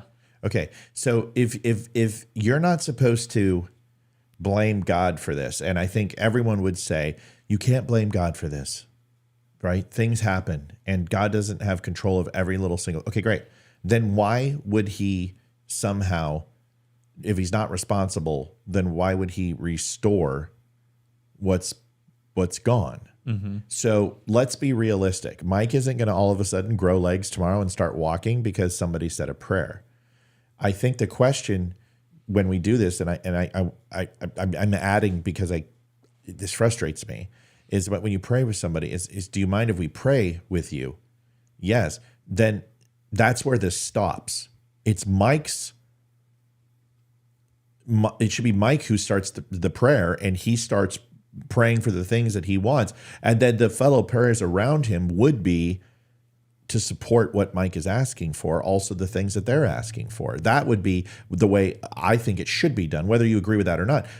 Because to sit here and assume that they know what he needs and what he wants in order to be normal. I mean, you're not praying for him, you're praying for you. All right, Mike, sorry. I just frustrates the shit out of me. Go ahead. And just kind of piggybacking off that, it's like, if people sit here and think like, oh, you're disabled, you're having a horrible life, like I can honestly tell you, I have a better life now than I would have if I still would have had my legs. Because the things that I appreciate, the opportunities that I've had after, I never would have had if I still had my legs and I wouldn't have got blown up. Yeah, I don't believe that. I think your life is definitely more shallow and more unfulfilling because you don't have legs. I think your testimony really doesn't matter. It's what I think. That is true. That is. I think we need to pray for you, and I think you just need to sit there and shut up and let us pray over you and get over our insecurities with you not having legs versus your complete acceptance of you not having legs. Does that sound okay to you? Well, it sounds like that's where we're going in this country. Put my hand. I'll go ahead and take your hand. I'm not comfortable with that. It doesn't matter. You're Navy. I'm not touching your hand. Doing it. I don't know where they've been. You're doing it. See, I had a comment. I don't know if we're good enough friends to say that. Are we good enough friends for me to say it? I don't know. I don't know. Ask Erica. Oh, but you missed the rim shot. Damn. So I got it for you. Here you go. There we go. All right. There we go. So then, okay. So how awkward was this? And it doesn't really strike me that Erica sat there and took this shit. Well, and this is why, like, the first one, we're like, okay, got it. Like, it was weird. Not okay with it. And we just went about our day. But it didn't stop there. There was 6 different groups. And by the second one, like you can all tell who they were. Like it would literally walk around, like they texted each other, like, hey guys, there's a cripple in the store. We all need to go find him. Every group needs to go get him. Ladies and gentlemen, there's a cripple on aisle 6. We're having a cripple sale on aisle 6. We need a cripple cleanup. And yes, it is half off. That's so yeah. So it was all shorts, 30% off. Okay, I guess knee socks aren't a thing. So go ahead. Yeah, but like I guess those would be thigh socks at that point. Right? Yeah, they would be some thigh socks. Go ahead. Just make sure I know. But yeah, like it was 6 more groups and like by the second one, we're like, we appreciate it. Like, we're good. Thank you. And just kept going on. Church of Scientology from Airplane. Geez. Have you seen Airplane? Yes. Okay, go ahead. But by the end of it, like, it got to the point where these kids were literally stalking us around the corners that we actually had to go get the staff that worked at Walmart to walk us out just so they could block these kids so we could actually get out. Like, it was that ridiculous that I appreciate the fact that you want to come like, hey, let's pray together, like this or anything. Like, okay, I can understand that. But when you have to sit there and walk around like, oh, I got to get this guy. He needs him. Like, maybe look at yourself in the mirror for a little bit. Like, excuse me, we'd like you to have. So go ahead. Don't look at yourself in the mirror. Go ahead. I didn't mean to play that. So I'm listening. Well, no, it's just you need to understand your own securities and your own perception of people are probably wrong. Right. Whatever you're seeing, like I'm literally just rolling around Walmart, not having a care in the world. Granted, I hate shopping, so I probably look very annoyed. You look angry. I mean, I've actually been told that. You look like you're very unhappy. Like, why are you so pissed off? Yeah, it's like dude, it's my resting face. Yes. I mean, I smile when you and I, but you and I aren't normally this giddy and happy. It's just kind of like, today's the day, and just gonna live it like any other day. And people are like, why don't you smile more? I'm like, why don't you go fuck yourself? Like, some of you walking up to you, why don't you eat a few less Twinkies? Well, it's none of my business. I'm sorry that me not smiling makes you uncomfortable, but just because I'm not smiling, I don't have anything to laugh about. Yeah. I'm not frowning either. I'm just resting face. Here's your video. This is what Mike felt like in the Walmart. This is exactly what it's like. Here it is. Excuse me, we'd like you to have this flower. Excuse me, sir, would you... Donation to the Reverend Moon. Juice for Jesus. Read about Jehovah's Witness. How about Buddhism? Help Jerry's kids. Oh, yeah. Scientology. Or nuclear power.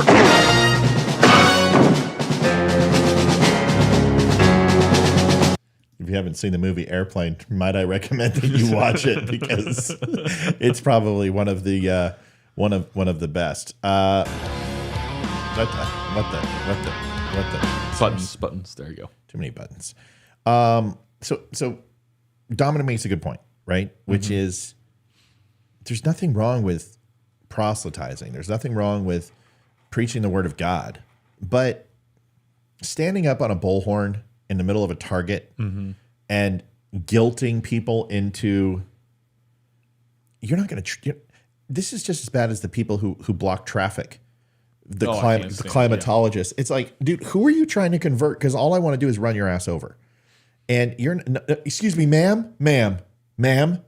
Yes. You convinced me. Where do I sign up? Said no one ever during those. Nobody goes, you know what? Can I find out more? Sure, you can. First of all, you want to go to your doctor and you want to ask them for lithium or Prozac or Adderall, Dilaudid or something else to go ahead and deal with your psychosis. The next thing you want to do is you want to go ahead and have a very ostentatious personality that's demeaning and forceful at the same time. And then you want to go to the most auspicious place where nobody wants to be contacted. And then you want to preach to them and yell at them until they submit to your will, just to get you to stop talking. The problem is that there's people like me out there, and Mike, I think you know me well enough, that if she did that, I would, in the middle of Target, look at her and say, would you please shut the fuck up? And this is why Mike says that I'm an acquired taste, because I don't have a filter. And I would just be like, listen, everyone, most of us agree with what you're saying. Just can you please shut up? Nobody. It's like the person in class who the teacher says, you got to be on time, get your feet off the desk, whatever. Then teacher leaves the room and some kid puts his feet on the desk. You're like, excuse me, Mr. Selwood said that you have to take your feet off the desk. You just look at him, shut up, right? Nobody likes that person. Nobody wants to be lectured by you. The truth is most of us are pretty self-deprecating and we lecture ourselves. We know what we do wrong. We know our flaws. We don't need you to point it out to us by standing up there and trying to be omnipotent or something to that effect. So next time, maybe not be so self-centered and try to do something. Like what would have been better is, instead of going ahead and making a TikTok video for likes, is maybe you could have bought somebody's groceries. Maybe you could have helped a woman to her car and helped put those in the trunk. Maybe you could have made a donation to the lost and found. By what I've seen people do is buy clothes from Target and take it over to the lost and found and say, please give this to the next family who's looking for a jacket, or please give this to the next family who's looking for a wallet and put $5 in it. Do something amazing that doesn't require attention, and maybe it'll come back and fold. And that's what I've learned is that when you give without looking for attention, it comes back to you in fold. So that's that goes back to my whole thing of, what are you going to do when no one's looking? Right. Is that when you're going to act like you're a Christian and you have those values, or are you going to act like a piece of crap? That's a wonderful segue. I think we can segue into this video. Oh, jeez. Yes. How are you going to act when you have your kids? Boy. And what are you going to? What kind of values are you going to pass on to this next generation on what matters and how you should act and how you should, I don't know, treat firearms and. Oh boy.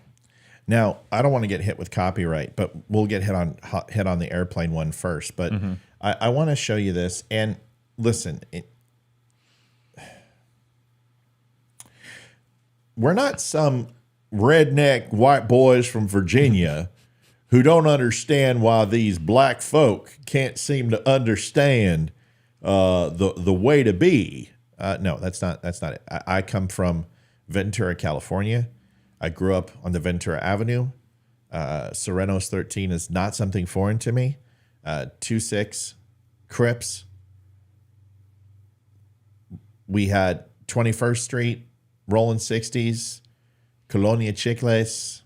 We had Santa Paula Crazy Boys. We had the Pierpont Rats and the Skinheads. Gangs grew up all over my area. And I'll be honest with you, I went to a school and I was adopted by the black crowd. 100%, only white boy.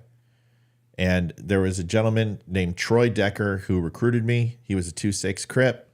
He had an Impala. And this guy was a friend of my sister's. And he adopted me into it. Guy had a leather African symbol. He literally looked like KRS-One every time he went to school with a black sweater, Dickies, sunglasses, and a black hat. And I grew up in that culture because I was an awkward kid, but my dad knew all the amigos and hired them up in the golf course. And therefore, I kind of was accepted into the culture. And I will tell you, I grew up with gangster rap. I can show you some of the bombs that I threw up with graffiti, and I'm an artist. Most people know that, and I have some amazing work that I can show you.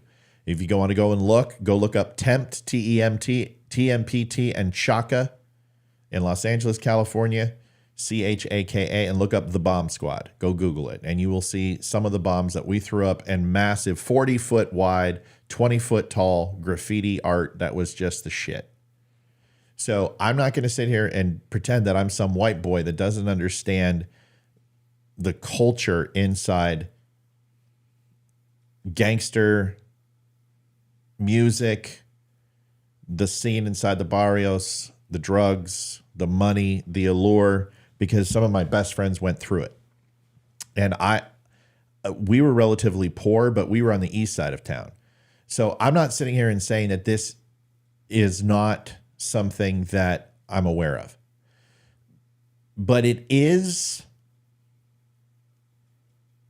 interesting to me that we are 30 years, almost 40 years removed from those stories, and this shit's still going on inside black families. And we're going to go ahead and watch the video, and then we're going to make some comparison between the Middle East. We're going to make some comparisons between white people who do similar shit like this. And we're going to try to put it all together. And today's episode really is just the denigration of society. The first video pointed that out, and this will keep going with it. So listen. No smoke, no smoke. King! Yeah! Yeah!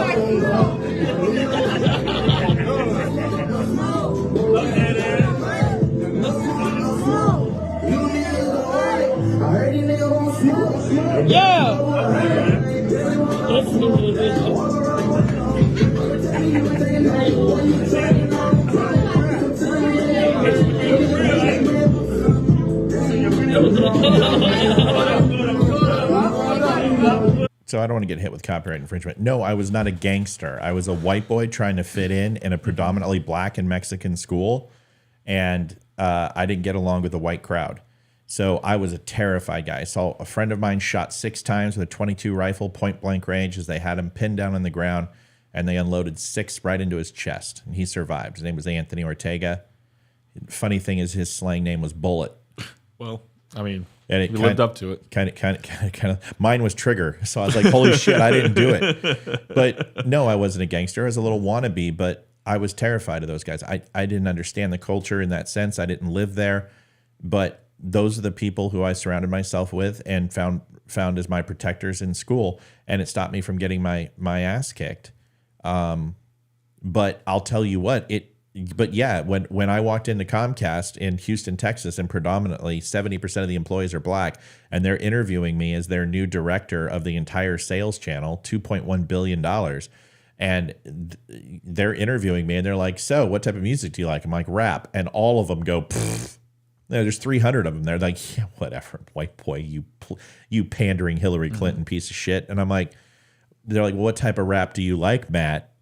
And I mean, this was broadcast across all the national stores, right? I mean, it's one of those things hey, this is Houston District. There's their new, director of sales. And I'm like, well, it really depends. Do we want to go into gangster rap? Do we want to go into Grandmaster Flash? Do we want to go into Fab Five Freddy, Slick Rick? Do we want to go into knowledge rap with KRS-One? The Doc? Do we want to go into a more focused gangster rap, a new involvement of NWA or Eazy-E or Ice-T?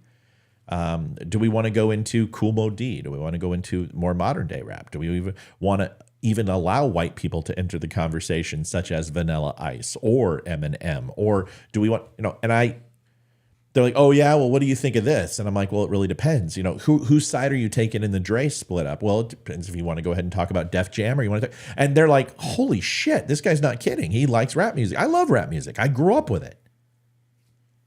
But this culture is an interesting dichotomy when it comes to what are we setting our children up for the future, and is this now a systemic generational issue? Mike, I want to get your take on it. I know you showed me this video, so I want to give you some time on it. Go ahead, and then I'll chime in.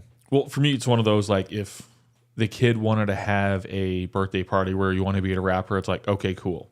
Have the money out there, no problem. For me, it's the weapons.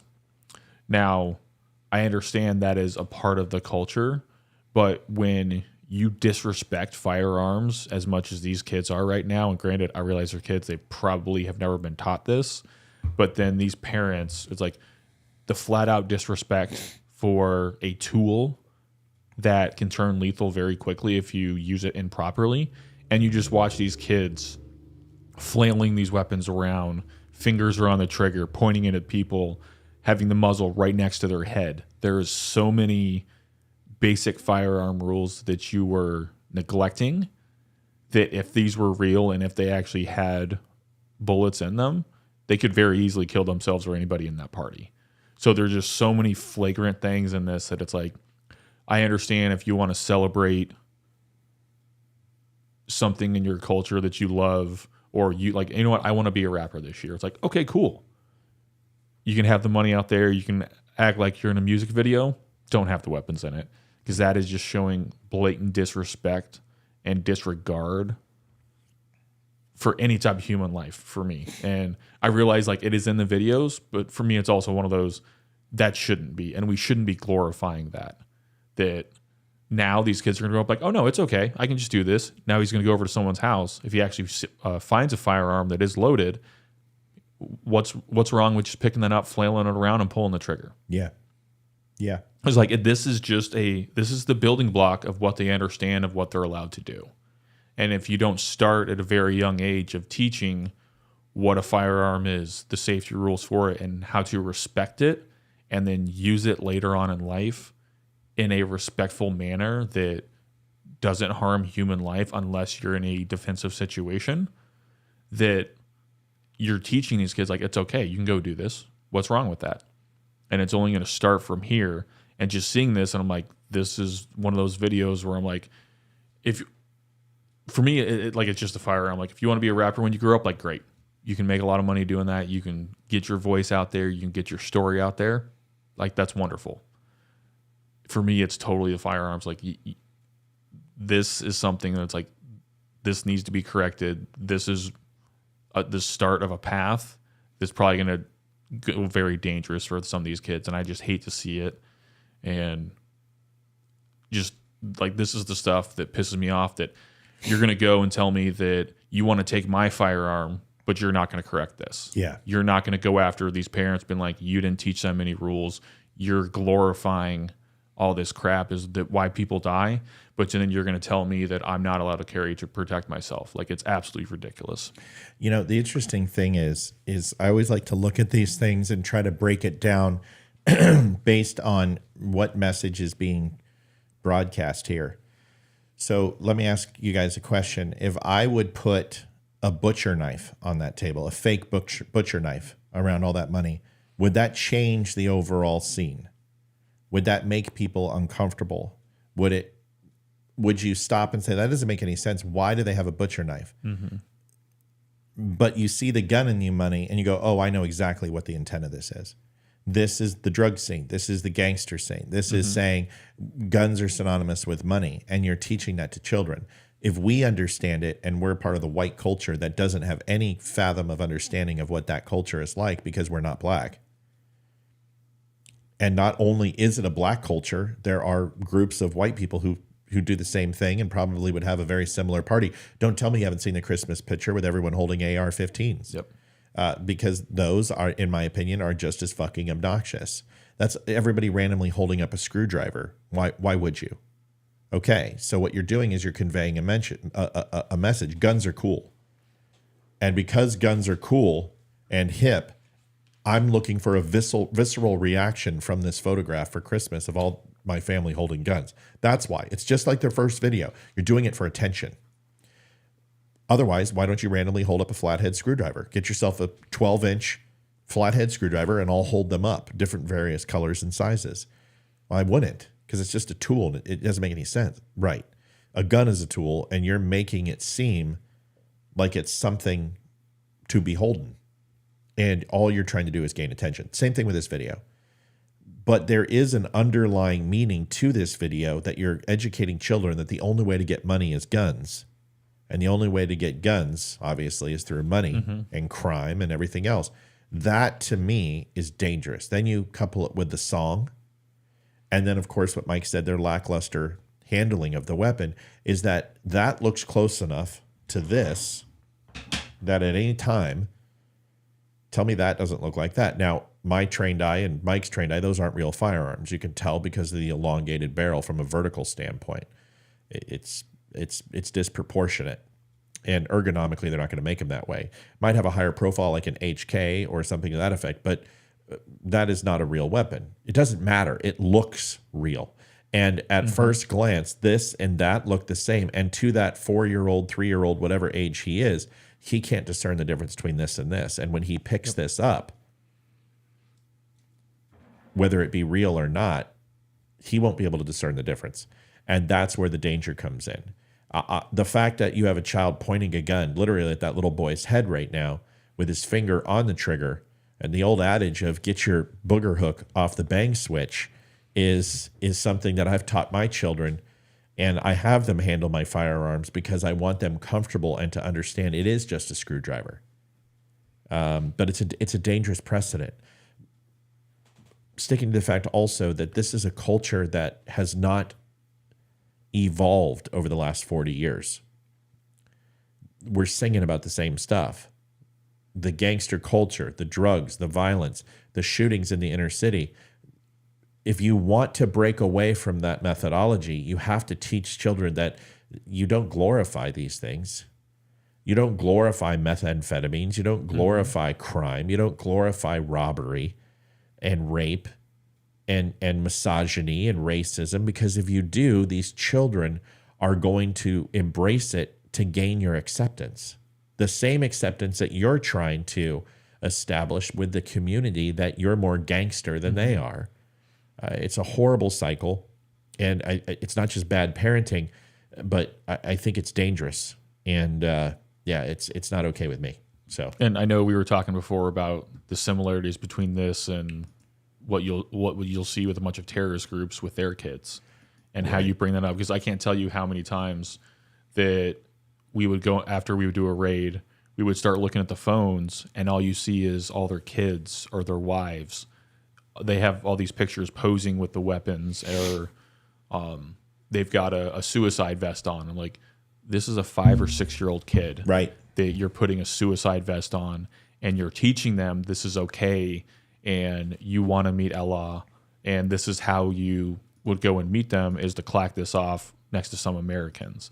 Like, this is just an indoctrination that's going to lead to a very bad way for these kids, rather than glorifying the good, going out there, starting a business, like whatever you want to do to get out there, but they're just glorifying the dangerous side of it that's going to go bad for these kids. And granted, like, I know I'm in the military, but it's when you start having more of your friends dying, that's the last thing that you want. Like, I realize it's going to happen. Like, you can't get away from it, but they're going to die at much higher rates, to where, I mean, even yesterday I was scrolling through Facebook and another person I went to high school with died because of drugs. And it's one of those, like, you need to start glorifying other things that people can actually live on. Like, and I can't stand CrossFit, but it's like going out, working out, like something that you can get out there and do that's a positive way, not just sex, money, and drugs. If we can get away from those three things, we'll probably be a lot better off. But that's everything, every movie, every music video, every commercial out there. That's all you see. So that's all we know. And that's everything that we get back to. Yeah. It's a good point. I think next video kind of ties it in also, is this culture that, you know, racism is inherent in everything we see, everything we do.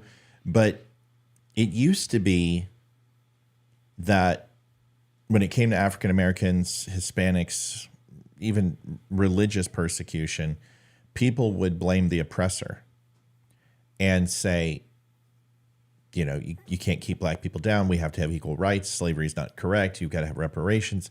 All, you know, you can't have criminal justice inequity in sentencing. You can't have these designer drugs that are designed literally to destroy African American communities, like crack cocaine was. And you can go ahead and say, okay, let's have that dialogue. Let's have that conversation. And predominantly, it not only needs to be around white people, but it needs to be around the police departments and the criminal justice systems, politicians, etc. That's great. And that's 100% needs to take place. But now, instead of just that, there is this reverse racism bullshit where people are saying, I can't be racist because I'm black. Mm-hmm. No. Not only no, but hell no. Because that is anyone who can put two and two together can identify and see that there are racist things that are said and done all the time, but it's blown off as, well, this isn't racism. I can't be racist because racism is an authoritarian rule based upon skin color that subjugates black people to a particular style of treatment. And therefore, Mexicans can't experience racism. Jews can't experience, you know, theological based prejudices or racist, because let's face it, being Jewish is a race and a religion. We've covered that many times. But I believe that's a dodge. This video walks you through it, where this lady says that cult is whiteness is a cult based, and being white is essentially a belief structure. And it's interesting how ignorant this is, that Mike and I would try to attempt to understand black culture from that video we just saw, and do it very delicately, and not try to institute our own ignorance into it, and try to use experiential events that we've had, whether it be focused on the way terrorists raise their kids, not calling all black people terrorists. I think that would be stupid. Or my experiences as a youth compared to what I see today. But this lady doesn't use any anecdotal evidence. She doesn't use any experiential type evidence. This is just a prognostication based on conjecture and cynicism. I want you to listen to it, and then we'll address it. Here it is. Racists are upset that I said that whiteness is a cult. But it actually wasn't me who said this. It was actually this random guy I came across on Twitter. But that's not the point. Whiteness is a cult that is fed into by white supremacy. Your intimidation tactics doesn't change historical facts. The cult of whiteness has been spread globally. And what it has to do to maintain itself is recruit new marginalized groups. Recruiting people from marginalized groups keeps the cult fat and happy because it can then pit those individuals against other marginalized groups. It promises these marginalized people with. Okay. First of all, there's no fact here. I love it when people go, the facts are that no, that's my God, the form of debate in this country, and we're going to see it on national display. This is actually coming together quite nicely for us putting this together in 5 minutes. The level of debate in this country is a bunch of ignoramuses just flinging opinion. There is no, what group? What are you talking about? There is no WAACP or WAAP, the National Association of White People. That's every other group. I love that. When people are like, why is there black entertainment television? Why isn't there white entertainment television? It is. It's the other 99% of all channels. No, that's not true. Because there's black people on those channels too. Just like Congress, there's a black caucus. Right. But there's no white caucus. Oh, the white caucus is, you know what? Bullshit. Bullshit. Black lives matter. What about white lives matter? Oh, they're Nazis.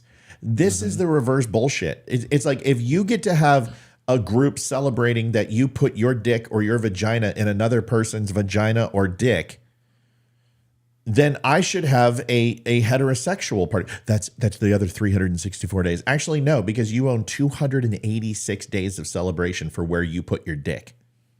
286 days. That's a fact. The LGBTQ spirit plus anon R divided by 4 groups have 286 days of celebration for where they put their dick. So if you get those, well, why don't I get a special day? Because eventually you're just going to have all 365 days. And then here's the thing. I don't need a day to celebrate where I put my dick. The fact that I put my dick somewhere is celebration enough. Like, I'm stoked. I don't need your help. I don't need your affirmation. I love that my dick has a place to go all the time.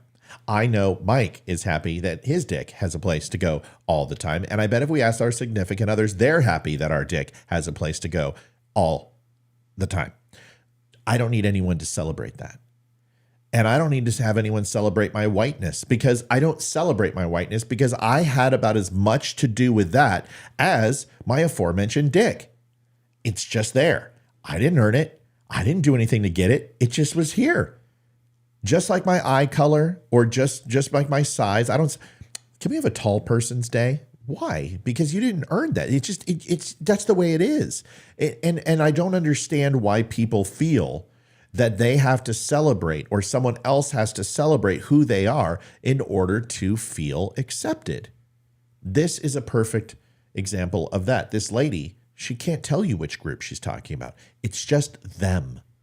It's they, them. It's their pronouns. Mike, you get the rest of the video after. Go ahead and listen up. Safety and security by giving them proximity to whiteness. And a lot of marginalized people buy into this. Are you starting to feel that knot in your chest? No.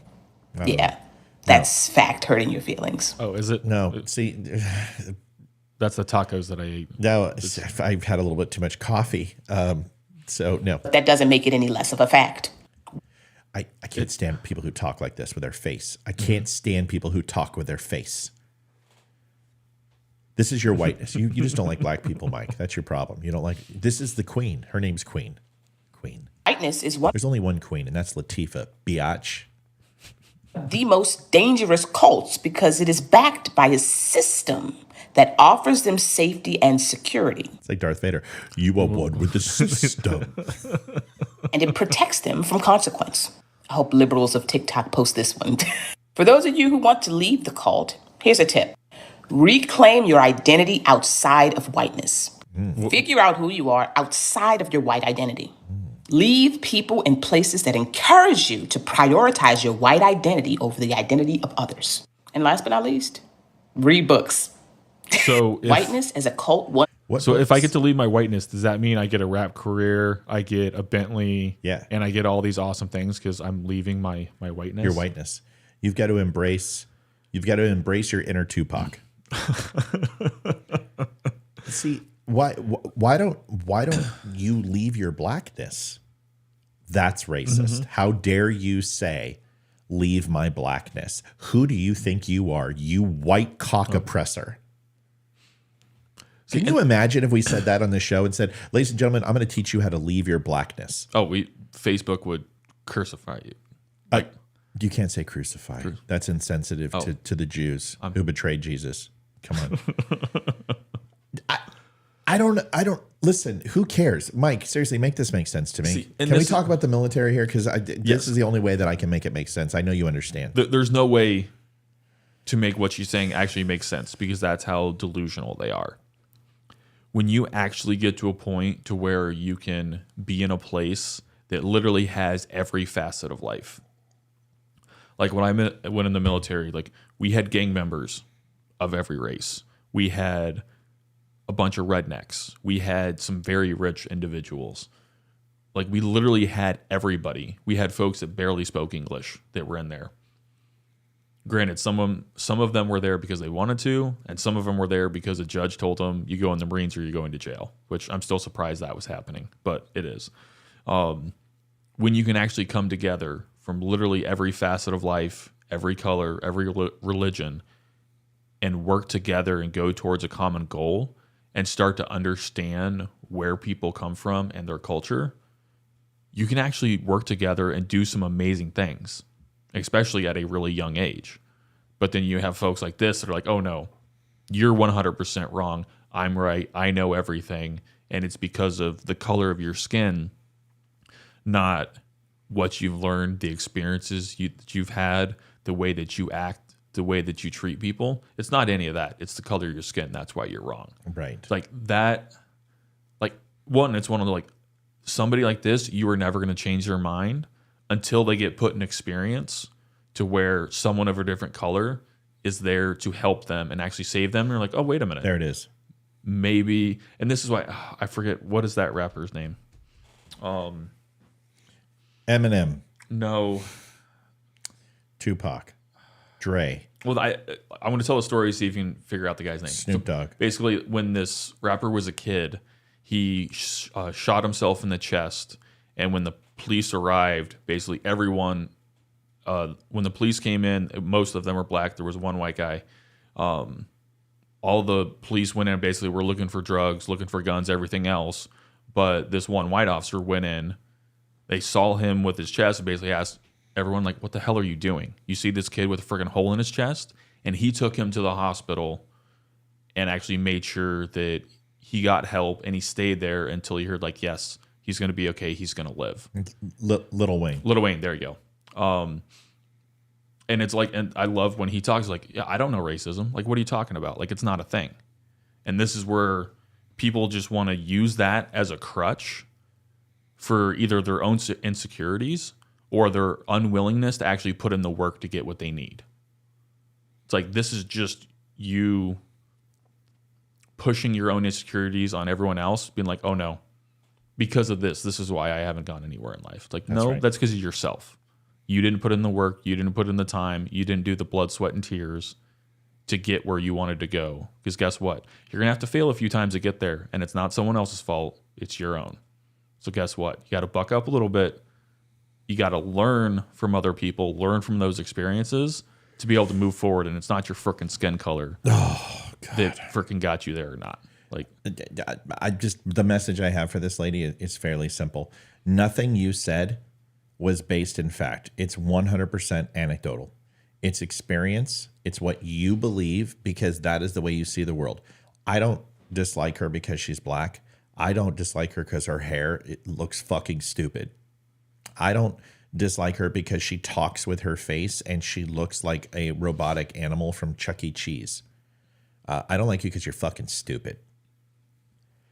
I don't ever base it upon somebody's skin color, the size of their body, or lack thereof, whether they have legs or not. See, and you're going to bring that. I don't care about any of those things. I don't care. I've dated black women. I've slept with black women. I've slept with Haitians, Vietnamese, Japanese, Arabic, Jews, Catholics, Presbyterians, Baptist minister's daughter. Ooh. Yeah, preacher's daughter. Holy shit. That was wild chicky. I don't discriminate. And you notice how I brought it back to sex, right? Because my white misogynistic, your whiteness, yes. my patriarch is just on full display. You know what? I'm sorry you didn't get laid. I'm sorry that you didn't get that when you desperately need it. But guess what? Some of us worked our game until we had it. And I am going to celebrate my patriarch because that's earned. My whiteness isn't. You're just stupid. And I don't know how else to say it, but you have taken an extremely complex problem that was inherent in everything that we saw, and you're trivializing what people before you went through. Mm-hmm. And it would be like me saying, because Christians were persecuted in Rome, that somehow today I understand what Christian persecution feels like because Starbucks won't put a Merry Christmas cup out. You're a moron. You're not persecuted as a Christian. You may have people who are pushing back against your religion when it used to be 93% of the population supported you because they believe too. Well, now the numbers are dwindling and you're getting pushback. Atheists, people with dogmatic principles, people who are pagan, people against good and niceness. As a joke, those things are happening and you're uncomfortable with it. But that doesn't mean there's Christian persecution, because imagine how those people felt who didn't have the word of God, that they felt persecuted by 93% of the population. So now you're experiencing what maybe they felt like. But to say that there is this white devil culture where I'm set aside and my daddy goes, hey, come here. You know those blackies across the street? Yeah, you got to hate them. You gotta make them feel that conversation never took place. In no way, you know what my dad said? Don't go in the fucking ghetto and ever call it the ghetto. That's what he said. That's good advice. But you know where that is happening? Where?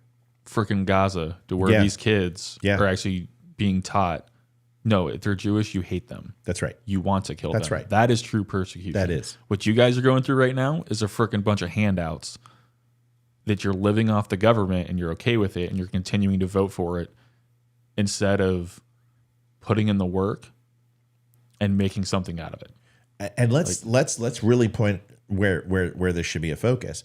If you're so upset by oppression, if you're so upset by the black youth of today being held down or not able to succeed, then maybe you should talk about the genocide that's taking place with black on black crime in these neighborhoods. Yes. That is far more extensive. There were 13 unarmed shootings in 2022, 17, excuse me, of black youth. But unarmed doesn't mean not reaching for a gun. Unarmed doesn't mean resisting arrest or having a guy who's 6'7" literally beat the shit out of a female cop. Let's be honest. But we can talk about unarmed shootings that take place every single day in the major cities across the United States. And on average, 68 black youth are killed in Chicago every single weekend. Don't give me this bullshit that these are white people doing this stuff. You're voting for these policies. You're putting these people in place. And that isn't a culture of whiteness. That's the problem. It's a culture of stupidity that you continue to vote for people who say they're going to fix it and never do. And really, I don't want you voting for a Republican because they can't fix it. The only people who can fix the inner cities, can fix the ghettos, and fix the problems that you're having right now are black people, because it's yours and you live there. And you're going to have to police it, just like a lot of these neighborhoods in Colorado where methamphetamines came up from New Mexico. They literally grabbed those sons of bitches and they put them in prison for life. They said enough. We're not letting this epidemic destroy Colorado. And they killed the methamphetamines problem that was going on in Colorado. You have to clean up your neighborhoods. Places like New Mexico, where progressive lawyers have destroyed that state. I was talking to Terry and Chelsea, who both work for Spreely TV. They're both from New Mexico. I lived there for 3 years. It is a complete shithole, and they just made it completely blue. Every single aspect of their entire government is blue, and that state is going to literally fall off. People think it's Mexico anyway. They don't know that there's a state called New Mexico. There's not much of a difference between the two anymore. Well, see, Mike, what else? This is the problem. It's just people don't have that sense of community anymore. It's like, I know where we live, like if you go to the diner and you hear someone's having problems or someone's in trouble, they need help, people are there. They're people, like, they will go and help you. But in all these communities, like, you don't see people, like, get out there, help each other out. And if you see that there's problems, you guys have to be the one to fix it. The police isn't gonna help. The government damn sure isn't gonna do anything for you. You have to do it yourselves. And until you actually go and do that, like, and this is where I was going back to the definition of insanity. Like, if you continue to vote for the same thing, expecting a different outcome, like, you're never going to get it. It's just going to be this cycle. So stop blaming other people for your problems when it's internal. And that's every community. It all starts with the community. You have to figure it out and move towards a direction that you want to go. If that's the way you want to go, that's fine. Then don't come complain to me about everyone's kids getting killed every weekend. Can I address one thing about the definition of insanity? Go. It's not to be a dick, because everyone does this. I fucking can't say. That is not the definition of insanity. That's the definition of redundancy. It's not you. This is everybody who says it. Sigmund Freud said, no, Sigmund Freud never said that. Not ever. No. Sigmund Freud did enough cocaine to kill a small horse. Sigmund Freud talked about that the Irish have no conscience. Sigmund Freud talked about how the remnants of your room and your car and your kitchen reflect your state of mind from a cleanliness standpoint. Sigmund Freud can also bring the derivatives of all major human psyche flaws to your parents. All these things Sigmund Freud said. What he did not say is doing the same thing over and over and expecting a different result is a definition of insanity. He never said those words. That is some guy who fucking said that. That's like when somebody says the internet is one of the most dangerous places in the world. Abraham Lincoln. You're like, I'm pretty confident Abraham Lincoln didn't talk about the internet. That's not the definition of insanity. It's the definition of redundancy. And it's doing the same thing over and over and over, expecting the different result is redundant. It is also ignorant. So when we use that term, insanity is a loss of consciousness. And the degradation of human nature, human compassion, and human empathy, that is insanity. Believing something when you know it's different than what it actually is. Knowing the truth but choosing not to. Those things are insanity. Denying reality, that's insanity. And trust me, there's plenty of those people. And it may actually stick. Those people might be insane. That lady very well could be insane. But she's also ignorant. And it's really important to call out people's stupidity. And because when we say it's insane, we just say, oh, it's a mental condition. Stupidity is a choice. And I don't care what anyone says. I know people who scored 32 on their ASVAB who are still wise people, and they're smart people in their own way around their own things. But if you can't admit that you don't know everything, that's the first problem. And people like that believe they have the answer when really they're the problem. That's focus. I wasn't coming down on you, but I see it all the time. This is speaking of insanity. Is this Vivek? How do you shawarma? Just baklava shawarma was on not CNN because I don't even know what news is. It's News Nation or some bullshit. It's basically like a Newsmax, and he's probably making his money. But Cuomo was fired for basically peddling for his brother. This is going to put a big bow on everything, and it's great because we only have about 7 minutes before we need to pop smoke. So I'm going to be really conscientious and reset the clock because we want to go on time, and we are going to be recording a couple of videos. So bear with us as we fix this. Okay. So this is Vivek Ramaswamy. And I want you to listen to the level of debate in this country. And I want you to listen to where we have gone and why all these videos that we show you have something in common. Because this is a situation where two people actually believe in their heart of hearts that this is what the country wants to hear. That this is the type of dialogue that's ultimately effective. Listen to this. Real deal. Please. She hasn't even been on my show. I'm just watching you get slapped around by her, and I'm wondering what your strategy is. The fact of the matter is, Chris, My strategy is calling out the mainstream media like I did to Kristen Welker at the start of that debate. I asked her about the Trump-Russia collusion hoax, told her to look the audience in the eye and apologize to them. Just like I'll tell you, you're a part of the mainstream media despite pretending like you're not. Look the audience in the eye and tell how you covered for your brother for all that happened. I'm part of the mainstream media. Hey, listen. And you play the same games that the rest of the mainstream media does. You don't want to take care of your family? You're doing it tonight. That's fine. Yeah. Listen, boy. Listen. I don't know what part of Mexico you're from, but I am the media.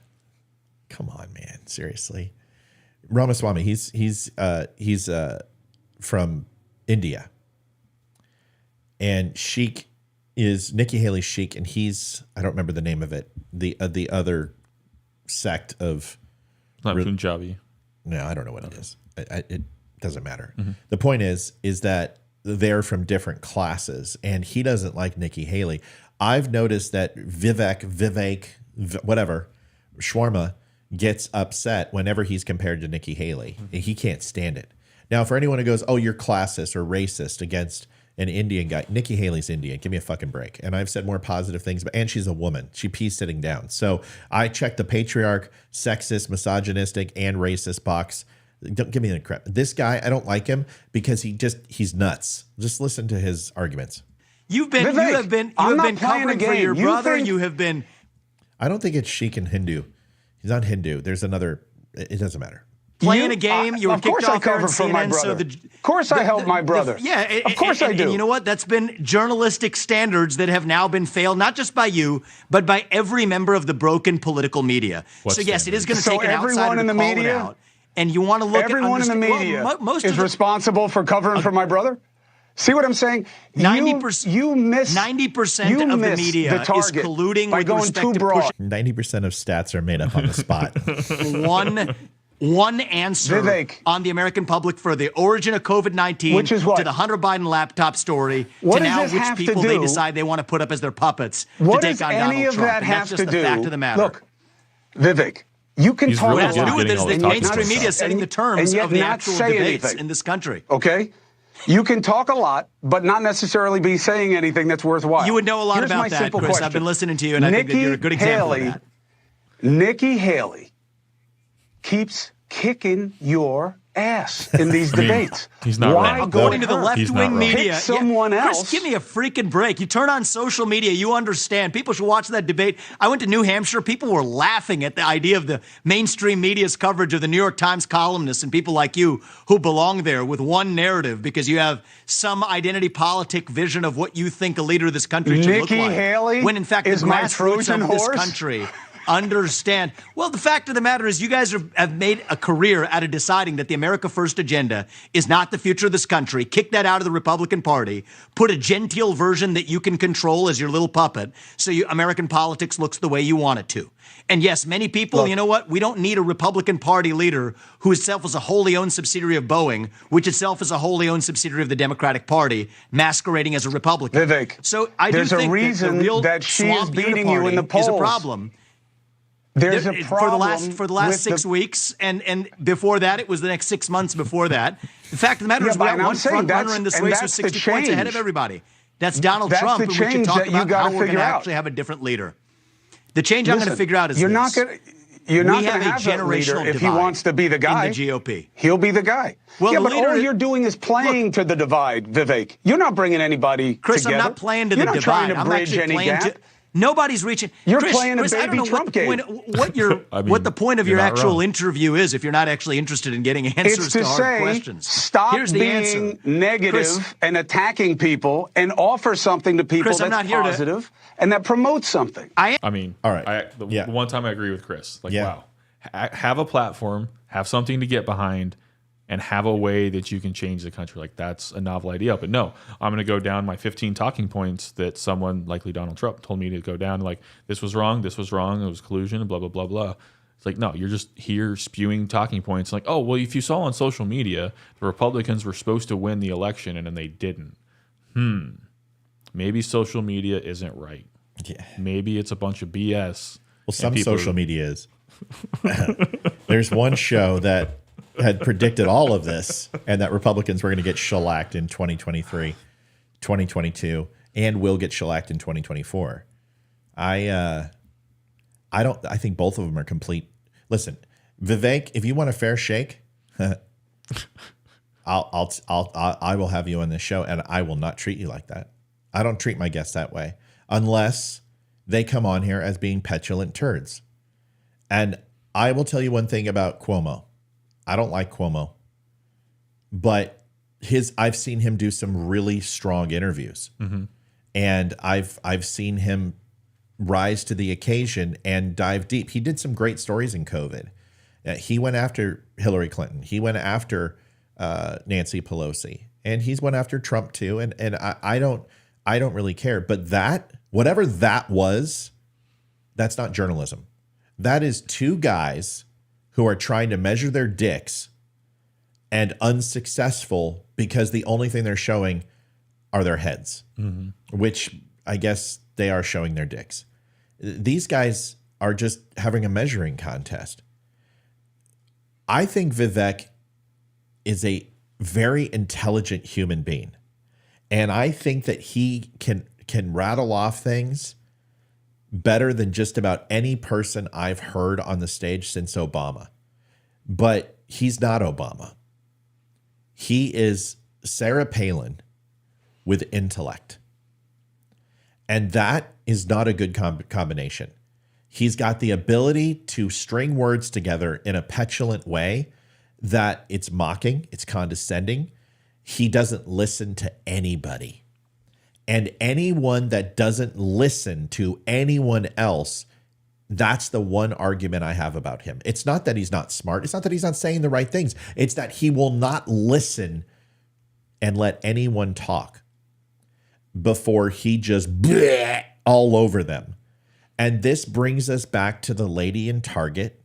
It brings us back to teaching our kids a culture of a lack of respect for each other. It brings us back to the video where this is all about race and it's all about something it's not. Some people will see this as two different things. One is Chris Cuomo's white patriarch, white racist behavior on display towards a person of color. And other people will see this as that Vivek is a person of color who should be a Democrat, who talks like a Republican, and therefore we need as many of those as we can get because our party's full of white people. So what's better than having this guy go after a white leftist Democrat to embarrass the Democrats? This is the value of these two people to their parties. When I see two men who are extremely intelligent, who could bring a national debate and have a conversation that can move us forward with getting to the real truth. And all I'm seeing is two political mouthpieces that two different parties are using for their own benefit. And it makes me sick. This is what's wrong with our country. Yeah, just adding on that, it's like, yes, they could have had a good debate, but here they're just showing their asses and they're just rambling on to get views and to get ratings rather than like, all right, let's talk. Let's figure out how to let's pick one issue. Let's figure out how to get to a common ground because obviously there's no way they're going to fully agree to the others. Like, let's actually figure something out and give people something to think about. Like, hey, can we get close on this issue so we can actually get something passed and come together in this country? Otherwise, we're just going to keep being polarized and we're going to keep going down this path of freaking ridiculousness that we are right now. See, that's the question I would have is, if Vivek was on my show, here's the question. First of all, it would be a 10-minute show. I'd be like, Vivek, you're a busy man. I don't want to take away from your politics. I'm going to ask you one question. And then I would love if you would ask me a question. And then I would love just to wrap it up with final thought. That's what I think would be a powerful interview. And I would ask him, you seem to have a lot of animosity towards Nikki Haley. What is it? Is it the fact that this is based upon social class within inside India? Is this about the fact that you believe that she is a Republican in name only? Do you truly believe she is a war hawk like you think? Because you've said she's not a Republican. You've said that she's not a conservative. You've said that she's a globalist, that she's a non-populist. So if this is true, when did you uncover this? And what makes you feel that you're an expert, considering that you didn't vote up until 2 years ago, that you were very much a pharmaceutical representative and executive who supported what happened with COVID, supported the vaccine, had very different positions. Why do you feel that you are the best judge of character when it comes to Nikki Haley? And why are you going after her versus going after the true problems that America faces? I'm interested. That's what I'd ask him. And I would like to hear, well, Matt, here's the thing, is that according to, no, wait, stop. I didn't ask you that. I didn't ask you to give me your party platform. I asked you why you don't like Nikki Haley. How many times have you had dinner with her? How many times have you sat down and have a conversation? And she doesn't like you. I would ask her the same thing, because here's why.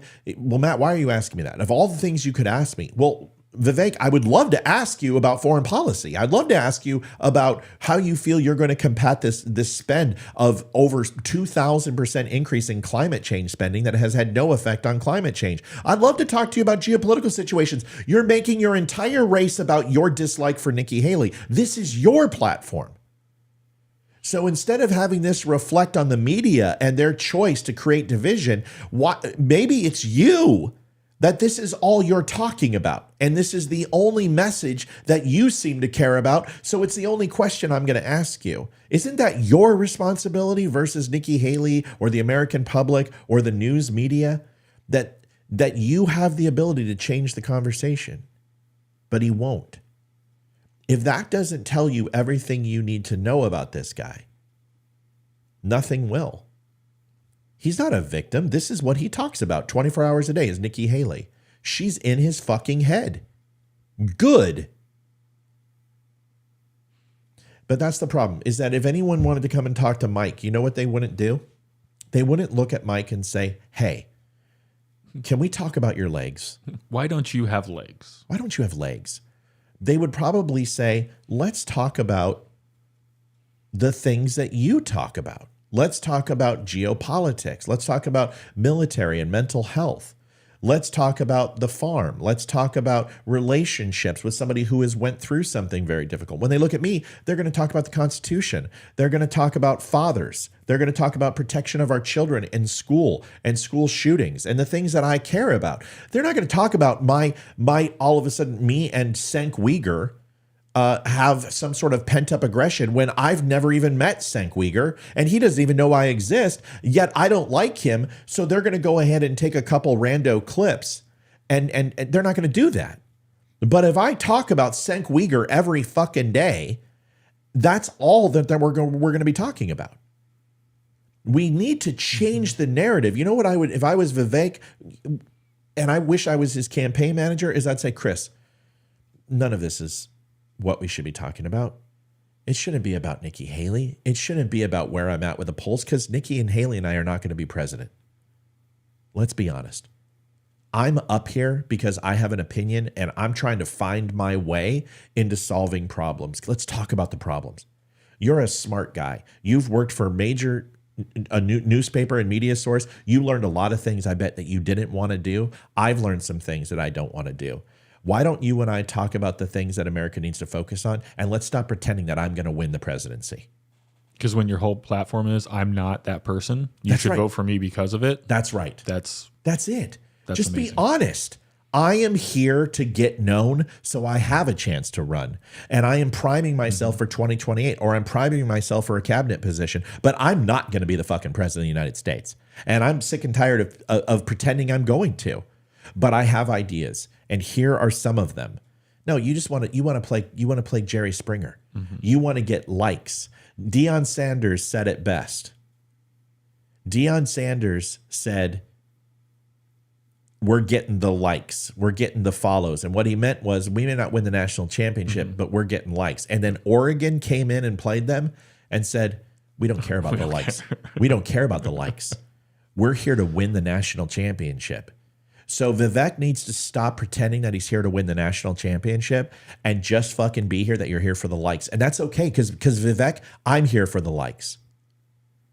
I am not going to be the next Rush Limbaugh. I'm not going to be the next Dan Bongino.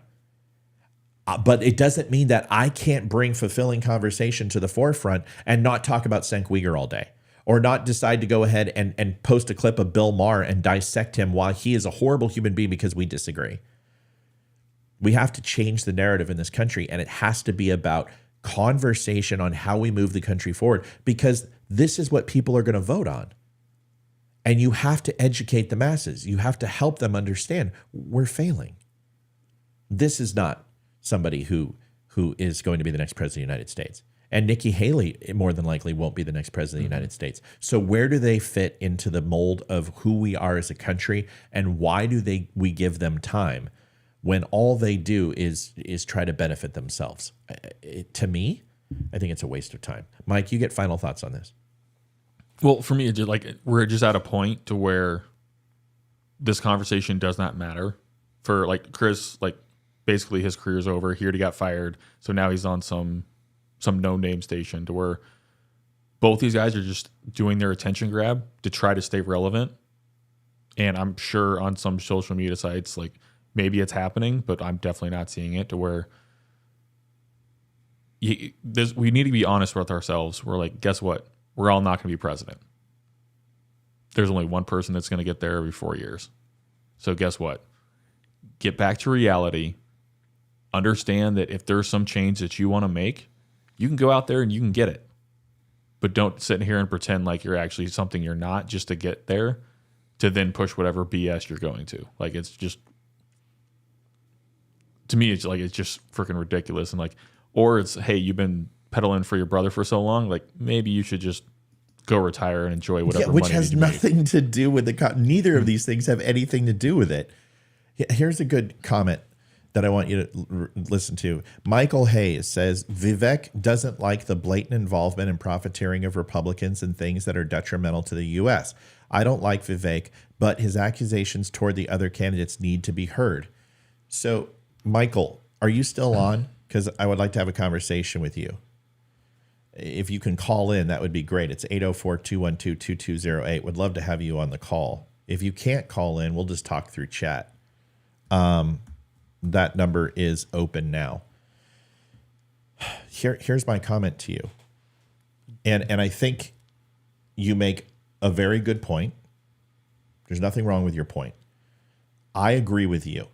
We should vet the candidates to identify where they've made their money and how. That's all been disclosed. You can go right now and you can look at the FEC website. You can go to election reform. You can go to election whatever.org. I don't know what it is. I'll get you the link. The number is 804-212-2208. It's right on the bottom right of the screen. You can go and find Nikki Haley's entire earnings report and tax records are all available for you to see. All political proceeds. Where she made her money wasn't political campaign contributions. She made her money as a U.S. ambassador, leaving that position, resigning her post. She was a governor. It's not where she made her money. She went to work for Boeing as an executive. There's nothing wrong with that. That's called capitalism. Mm-hmm. It doesn't matter that she went to work for Boeing. Her experience on a board was absolutely what that board needed. Whether Al Gore going to Apple, whether it McCain being on different boards, it doesn't matter. You get on these positions because of your geopolitical and world experience. And Nikki Haley, most assuredly, working with a company like Boeing, which is an international company, a defense organization, but also air travel and several other things, from aeronautics to designing certain types of plastics and aluminum and other type of modular pieces. I hope this works. I had it set up. Okay. Let's see if this works. Can you hear me okay, Michael? Yes, sir. Okay. Can you hear him? Yep, I got him. Is Michael say one more thing? I want to see if you're 5x5. Yes, sir. I'm here. All right, everybody. Can everyone hear Michael? 1 second, Michael. We're going to see if everyone can hear you from behind the scenes. We're just going to get confirmation that everyone can hear you. Come on, Amy. Let me know if we can hear him. We're waiting. There's about a 12-second delay. That's right. Okay, everyone can hear you. All right, Michael, you made a great comment. I think it's a good one. Why don't you plead your case here, and then I want to chat with you about it. So you were talking about how Vivek is trying to educate the populace in regards to financial profiles and taking money, and Republicans earning off trading on their names or their service, et cetera, et cetera. Go ahead. Yeah, and first off, I'd like to say I'm not a real big fan of Vivek. I think that he's somewhat guilty of that too, as you mentioned a while ago in the pharmaceuticals over the COVID stuff. I don't think he's innocent. I think he's just great at pointing out everybody else's flaws. As far as Nikki Haley, no, it has not been direct profiteering, except somehow or another on a very small salary, she's become a millionaire. And if you look into SEC trading filings, things like that, we find out that pretty much everybody that is available to us is making money behind the scenes off of, what we call the military-industrial complex. Basically, as long as war is happening, they make money. And that's both sides. Our side is extremely guilty of that. I say as a Republican, a staunch Republican, we shouldn't be making money by perpetual war.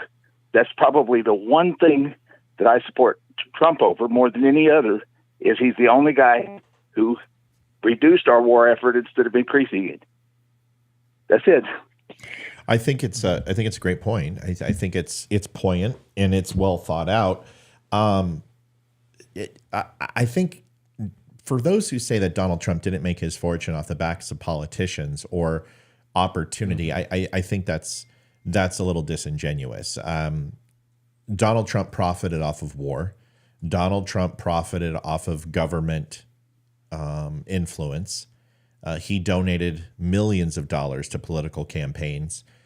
He supported those politicians inadvertently, and it's not trying to do 6 degrees of separation in order to tie a knot around everybody's neck. Because I agree with you. Out of all the presidents we've had, especially in the last 50 years, Donald Trump has been the most peaceful and promoted peace through strength very effectively. Even Reagan, who had private wars with the cartel and with the KGB and others, he may not have had open conflict, but of course we were in open conflict. It was just a secret.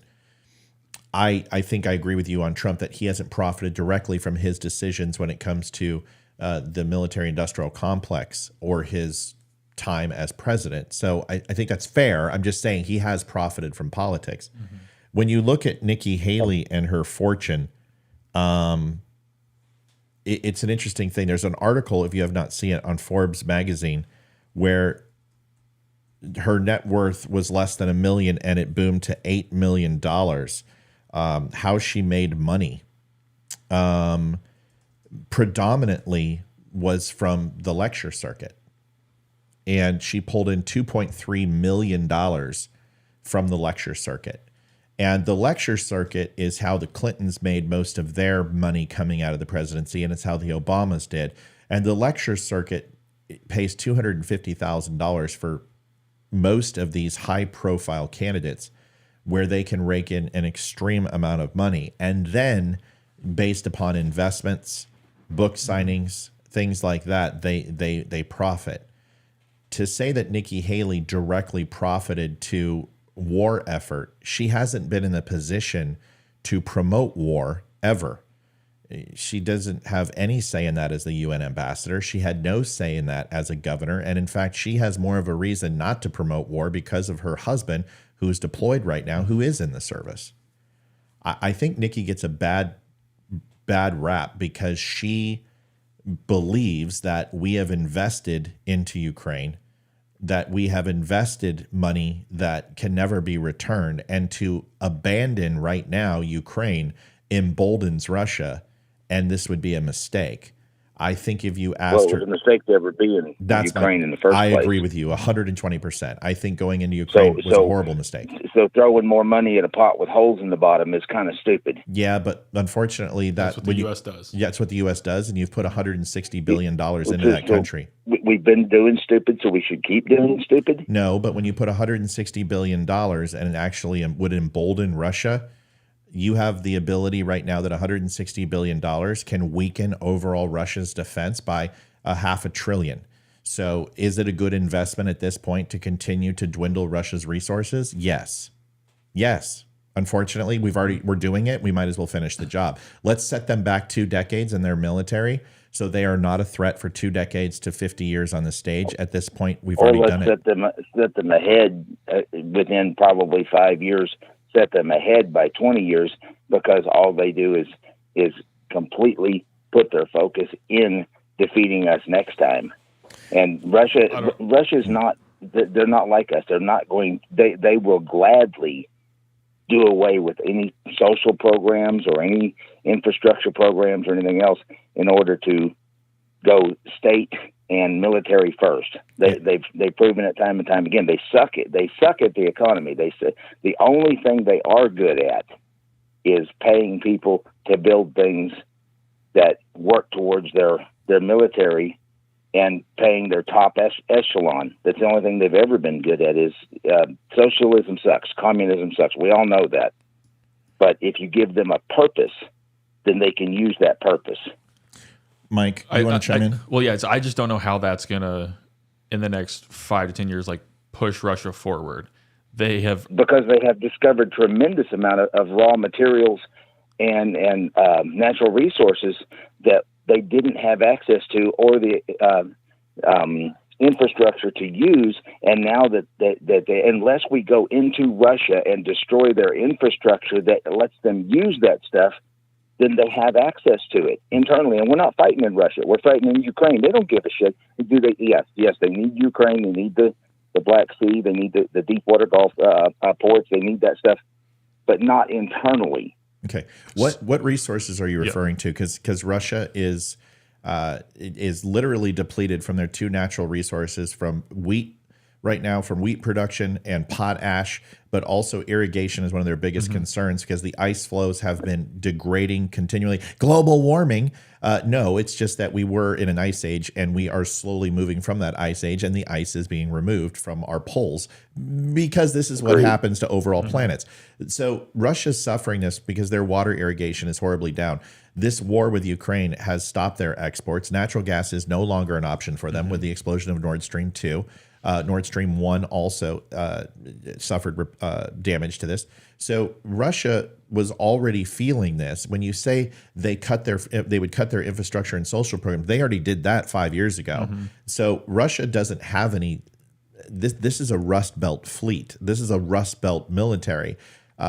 They're using, but they do have iron ore, and as you just mentioned, a lot of natural gas. Yeah, but they don't have anywhere to take it. No one's buying it. So that's the problem. Is that Again, I'm talking about internal use to build equipment. They don't have it, man. I've been saying this for 3 years at least on the show, is that Russia is not a threat to us unless we allow Russia to be a threat to us. The buildup of weapons, or if we keep pushing China to become their best ally next door. Yeah, China's excited about Russia falling. They're not trying to stop this. The big brother. They've limited the amount of currency that they're allowed to filter through their digital system. They would love to do it China would love to help Russia on a position of China gets to call the shots. That's right, and that's what they want. That's what, so now tell me what they lack as far as infrastructure, raw materials, and ability to manufacture weapons of war. When you combine the two and China calls the shots, tell me what they lack. Okay, so this, we're going all over the place. What Russia lacks, is the same thing that every other country lacks, which is a true 5th generation fighting system. The only thing Russia has is a 5th generation rocket that can move at an incredible amount of speeds. And unless you're trying to deliver a nuclear arsenal, that really doesn't matter. Their hypersonic missile is really cool. Great. It's exciting. It can do amazing things. But what's the difference between Mach 3 and Mach 11? It's speed. It doesn't change necessarily its ability to get past our defense systems. And if they're going to use a nuclear arsenal, it's already daylight's out for them anyway. Their avionics division is pushing 3rd and 4th generation fighting vehicles. Their mechanized infantry is completely behind the times. Logistically, they are incapable of moving a large-scale army across the country, let alone across the sea. Their subfleet is marked and tagged and can be tracked now, not from 100 yards or 300 yards away from one of our SSNs or Seawolf class submarines, but literally from the air and satellite systems with our SONAS nets. Their military is completely 100% not a threat to the United States in any way, shape, or form. I agree. And again, that's why I say it would China's require. China's not going to change that. China cares about one thing. China cares about how do they figure out about their energy problems that they have in China, and two is how do they go ahead and manipulate the world currency and own the economic fluctuations of up and down for the world. That's what China wants to do. How would a natural gas pipeline from Russia to China affect that? I think it's fine, but how do you get a pipeline from Russia to China for natural gas, and how does that solve their dependence on oil, which is what China needs, not necessarily natural gas to solve their energy problems? Well, there's oil with the natural gas. That happens to be the field that I'm in. Right. So, there is oil with natural gas, but you're also talking about, do you really believe that Russia holds enough energy and the infrastructure to disperse that energy to China to answer all 9 major cities and a population and rural population of what, 1.8 billion? I don't understand. No, of course not. So no. They have all I'm talking about is if both of them put a concerted effort under the rule of one, probably China, towards a military defeat of the rest of us. They can't. If the two of them do that together, they can't. They each have the people, yes, obviously, and the natural resources. If they combine them, only if they work together, and we are poking both of them in a way that makes the two of them more likely, at least, to want to fight us together. But because we've already shown that Russia can be stopped by a army full of clerks, farmers, and mechanics that can stop what we thought was one of the most powerful armies in the world with a little bit of backing. So if they combine with China and the U.S. actually got into it, and then you get all of NATO going after them, like there's no possible, like U.S. on its own could do it. Yeah. Now you throw in everyone else in NATO. Yeah. Like you can have 1.6 billion, 1.8 billion. You can inscript the entire Chinese nationalists and every farmer and every plowshare, and it doesn't matter. You can't get them here. Logistically, they don't have the capability, the energy, or the vehicles to put a standing army in the United States. China's not a threat. The old adage where you don't get in a land war in Asia is true. You don't. We don't have to. Their navy, we could sink their navy in 24 hours. We could sink them. And now I've got to say, look, you guys are at about the limit of my military knowledge. As far as strategy, I know I read quite a bit. I read several people that disagree with you as far as their capabilities if they combine. That's kind of what I'm going with. I respect people who disagree with two people who know better. That's okay. It's fine. People disagree. I love that. Let me ask you a question, Michael. Don't leave. You do have some information that I really want to pick your brain on, and you are an expert in it, and hence why I listened to what you had to say about energy. I don't know about expert. But. Well, you're a smart guy, and I appreciate you calling in. I love when you have an educated caller. You've got some experience here. You got Nord Stream 1 and 2.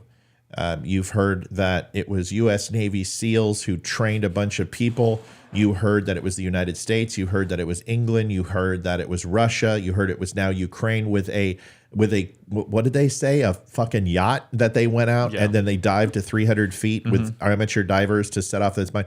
While the U.S. Navy was literally in full force running operations, they somehow missed a singular sailed vehicle that had divers in it with explosives to go ahead and blow up a pipeline. Who do you think blew up the Nord Stream, and why? Do you have an idea of this? Well, we did in money. You think the United States did it? I don't know that. I don't know that it was somebody with a Midwest accent that placed the explosives. But yeah, I think it was basically our idea, probably in tandem with allies over there, because it's easier to cover things up if both people know what we're covering up. Yeah. As far as the money side, that's pretty obvious, and what our purposes were. And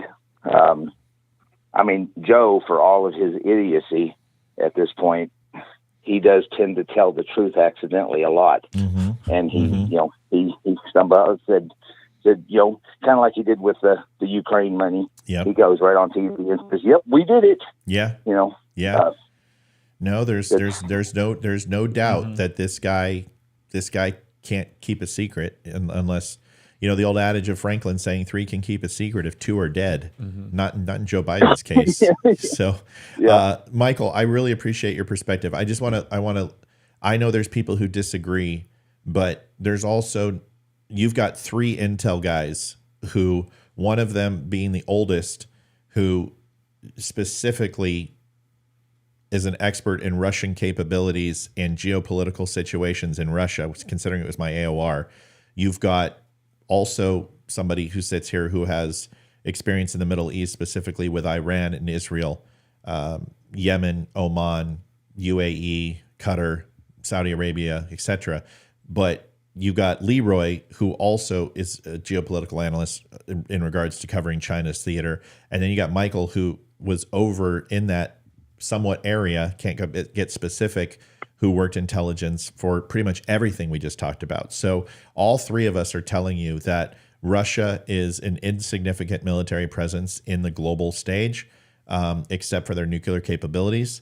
And China is logistically not a threat to the United States at this time. And their expansion is the biggest threat of cutting off the South China Sea and Sea of Japan and getting into Taiwan. That could be detrimental to the United States in the long term, but in the short term, China's not a threat. If they join forces, the best thing I got for you, Michael, is if my grandmother had balls, she would be my grandfather. China and Russia joining together is about as possible as I don't know, North Korea and South Korea becoming one country again. I don't see it happening politically, because China wants to be big brother and Russia will not be ruled by anybody. One thing that I'll just add to this is, I know we've said before of don't give the government too much credit. Right. There is a lot of things leading up to Ukraine that the U.S. put out and their assessments on Russia that were 100% proven to be completely false. And we have continually overestimated a lot of people, including Russia, on their capabilities because of the bias of few who, whether they're Putin supporters or not, we have a lot of bias in our reporting and our assessments, and then that's what gets put out there. So there's a lot of things that you hear that were obviously proven wrong. All these red lines that they talk about, none of them ever came to fruition. So just going back, I think don't give the government too much credit. There's some things they do right. There's a lot of things that they really suck at that they think that they don't. Yeah. So they're very reactionary. They're not proactive. Michael, how did you hear about the show? Just found you online, or no, actually a friend of mine sent me a link. How long have you been listening to the show? Kind of off and on for about 3 weeks.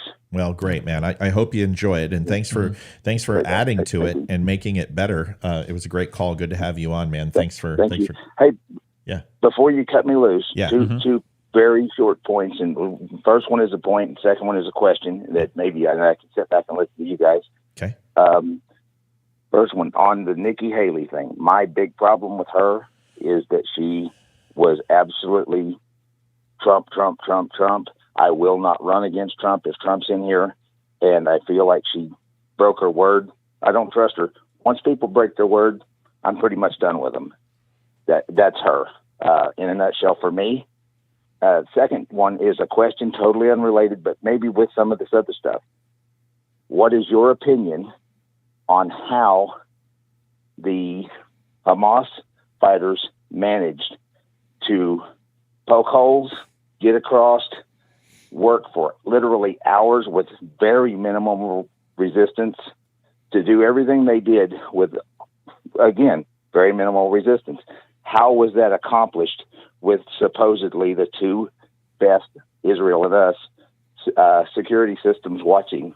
Yep. And how was that immense, not just one failure, but failure after failure after failure after failure to recognize and respond?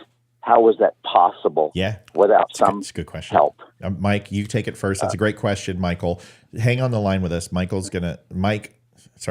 No Legs is gonna answer that, and then I'm gonna chime in with what he misses, because we always compliment each other this way. But he'll cover most of it. Go ahead, Mike. So I'm gonna say that there's two main points to that. The first one is people get lazy. They think that they get this false sense of security. They think that because something big like that didn't happen, it's not going to, so they're not going to continue to prepare for it. The other part of it is the deprioritization of counterterrorism. If you notice back after 9/11, when everything ramped up, everything was CT. That's the only thing anyone actually cared about, to where Russia and China definitely fell off the wagon, to where... Tell them what CT is. CT is counterterrorism. To where we prioritized that so much that then Russia and China started popping up like, oh, wait a minute, why didn't we know this? So that way a lot of stuff was shifted back in that realm. And I can tell you in the last 6 to 7 years, terrorism has been deprioritized, to where the amount of people, money, and equipment going to it has vastly been dropped. And even with what we have, you're taking a bunch of American Israelis that, although, yes, there's a lot of people that speak a lot of languages, in order to understand what's happening, you need people that can speak Arabic, Farsi, Dari, and all these different dialects that we just don't have. So with the amount of, even though we may have a lot of data on everything coming in, it has to be transcribed. Now, whether that's by a person or a machine, it still has to be looked at by a person at some point to actually figure out what is happening. And there's not enough people to do that, to catch everything. So I think it's a combination of there's not enough people looking at it, but people got lazy and comfortable and didn't think something like that was going to happen, and they didn't have a plan ready to go and the people in the right position in order to respond to that. Matt, you got anything else? Yeah, I got quite a few things. So second, Michael, good question. I'll take Haley last, because I'm not going to let that slide. But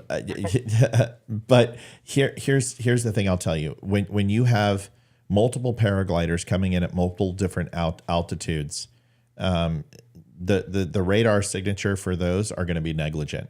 It's going to show up as something completely different. It's not going to be considered to be the fact that these things are, metal alloy, pipe driven, very low signature profile, and the chute's not going to show up on radar. These things are going to show up as anything other than, big bird.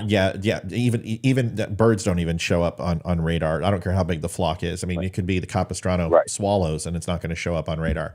So these things are predominantly absorbent type material and non-reflective material because of the surface area. So it's not going to show up. So that's one. So you're dead in the water when it comes to electronic intelligence. The thing is the Israelis allowed almost 70,000 to 85,000 civilian contractors from Gaza and West Bank to come in on work furlough and work programs. Now, Israel hasn't been in Gaza and West Bank for 17 years. They pulled out, and they have been under peace treaties, even though they've been attacked by Hamas countless times. So the eyes on intelligence is obviously one-sided and against them. That's obvious. Well, I'll tell you how my questions are more aimed at. I know what it is. I know. How did I'm getting. Have you ever driven a bulldozer? I'm telling you how, but you got to let me get to it. So, Okay. But I don't explain things like most people. I want to make sure there's no doubt that I'm answering your question with fact. So the fact that Hamas, and there's been no attacks, there has been a push by the Middle East and the Middle East pressure, and specifically OPEC, the United States and the Arab countries, that they openly are non-contesting that there's only two people who are in contestation for land in the Middle East, and that's Arabs and Jews. Period. Palestinians, nobody gives a shit. It's Arabs and Jews. That's it. And the Palestinians are a tool to be pushed around. That's correct. And Hamas and these terrorist groups are funded. They're proxy. They have no claim to these lands. It's Arabs and Jews. Most Arabs will admit that, who are not complete extremists. The Jews have been working with that. And once Donald Trump recognized Jerusalem as a single state, recognized it as Israel's capital, it took a little bit for the Arab countries, but remember, they said there was going to be World War III over this. It didn't happen. What happened was we got 3 peace treaties with the Abraham Accords, a 4th once Trump was out of office, and Israel got not necessarily lazy, but they got comfortable. Now, by getting comfortable, they were working towards these peace treaties, and that means that a lot of these probes, these offensive probes to go into West Bank and Hamas, dropped off. They didn't necessarily take the temperature like they were in previous years because of the relationship and tensions and the delicacy of Saudi Arabia and Israel performing a peace treaty that we've been building up for the last 4 years. So that creates a level of comfort. The second thing is the most under-anticipated and most unbelievable amount of collection intelligence that Israel did not depend on. They believed that, yes, Iran would do electronic intelligence. They would do radar intelligence. They would do satellite intelligence. They would use, satellites by Russia, use satellites by China to collect intelligence. They had their own drone technology. They had multiple facets of intelligence that they had on lock. The one thing they did believe would never happen, and I think a lot of it has to do with pride, because they are one of the best intelligence agencies in Mossad, is that they did not anticipate human intelligence. They felt that Israel was impenetrable. What they did not count on is that these work furloughs and these 80,000 some odd people coming in were going to literally map everything, create resources, diagram everything, and give them on-the-ground human intelligence and sources in order to facilitate this attack. This was not just based on laziness, but arrogance on Mossad's part. They didn't anticipate this, and like most, 9/11 was a human intelligence failure for us. We over-relied on electronic intelligence. The Israelis did the same thing. Mm-hmm. And the third piece is that they probably knew something was coming, but they did not believe it was going to be of this magnitude. Considering in 2021, when they hit the tunnels in Gaza. And those preemptive attacks were so successful, and the fact that they launched 3,500 rockets in 2021 and not one Israeli died, I believe that they were overconfident that the Iron Dome would take care of the situation, and obviously it didn't. That's it. Yeah. My question is more aimed at the response or lack thereof and the time of it. When you're talking hours and hours, you guys as militaries, how would you feel if your unit took 6 hours to respond to an imminent threat coming across the border with standard operating procedure? Yeah, if you're talking about the military, is fast. Yeah, 6 is fast. And that's the thing people don't understand. Like the military, you don't have your weapons, you don't have your ammo. Yeah, your gear is packed away somewhere, but it's not ready to go to actually go out. So if you get a call saying, "Hey, you need to deploy or you need to get to this situation," I would love to have a 6-hour turnaround. Yeah, that's a great. That would be quick. Yeah, that's great. Turnaround. Yeah, so that to you that makes sense, because that's been my big question. I've driven a bulldozer, mm-hmm. and they run a fast one runs at the speed of a very fast runner. Usually they're quite slow, a couple of miles an hour, and so that's what they use to push the hole in the wall. And apparently nobody noticed it. That just. I've never seen the wall. I've never seen their security. I don't know how they man it or watch it, but they say there are cameras over people, multiple layers, and nobody noticed a bulldozer pushing a hole in the wall. Well, we had 70,000. We had 70,000 cross over our border in one afternoon, and nobody knew shit about it until Fox News put it up. Well, yeah, but that's two reasons though. One, our border is a big open space with a few bits of fence, and Second, our government does not want to know. That is the complete opposite of everything we're told about this border of Israel. It's not a big open space where you can just walk across. And it is supposedly manned by the inch, either by cameras or people or something. And double manned. Once again, first of all, I don't think it's that. I speak to the director of operations for the Border Patrol every Sunday at breakfast when we go into the diner. I've got a coin that's back behind me over here, and nobody knows who he is because obviously he doesn't announce who he is. Of course, the Border Patrol cares about people crossing, and there's a lot of people in Washington who do care. What we openly know is that Democrats don't want to stop the process, and neither did Republicans in the 80s and 90s, because that voting demographic has simply switched. It's starting to move towards Republicans again. So watch, the border conversation will come up, and Democrats will be getting behind a wall and rewriting border policy, and Republicans will also flip and start being all about pro-immigration again. So we need to understand a lot of this is political. The border is fairly secure, and for anyone to say it's not is not being honest, and they're being disingenuous.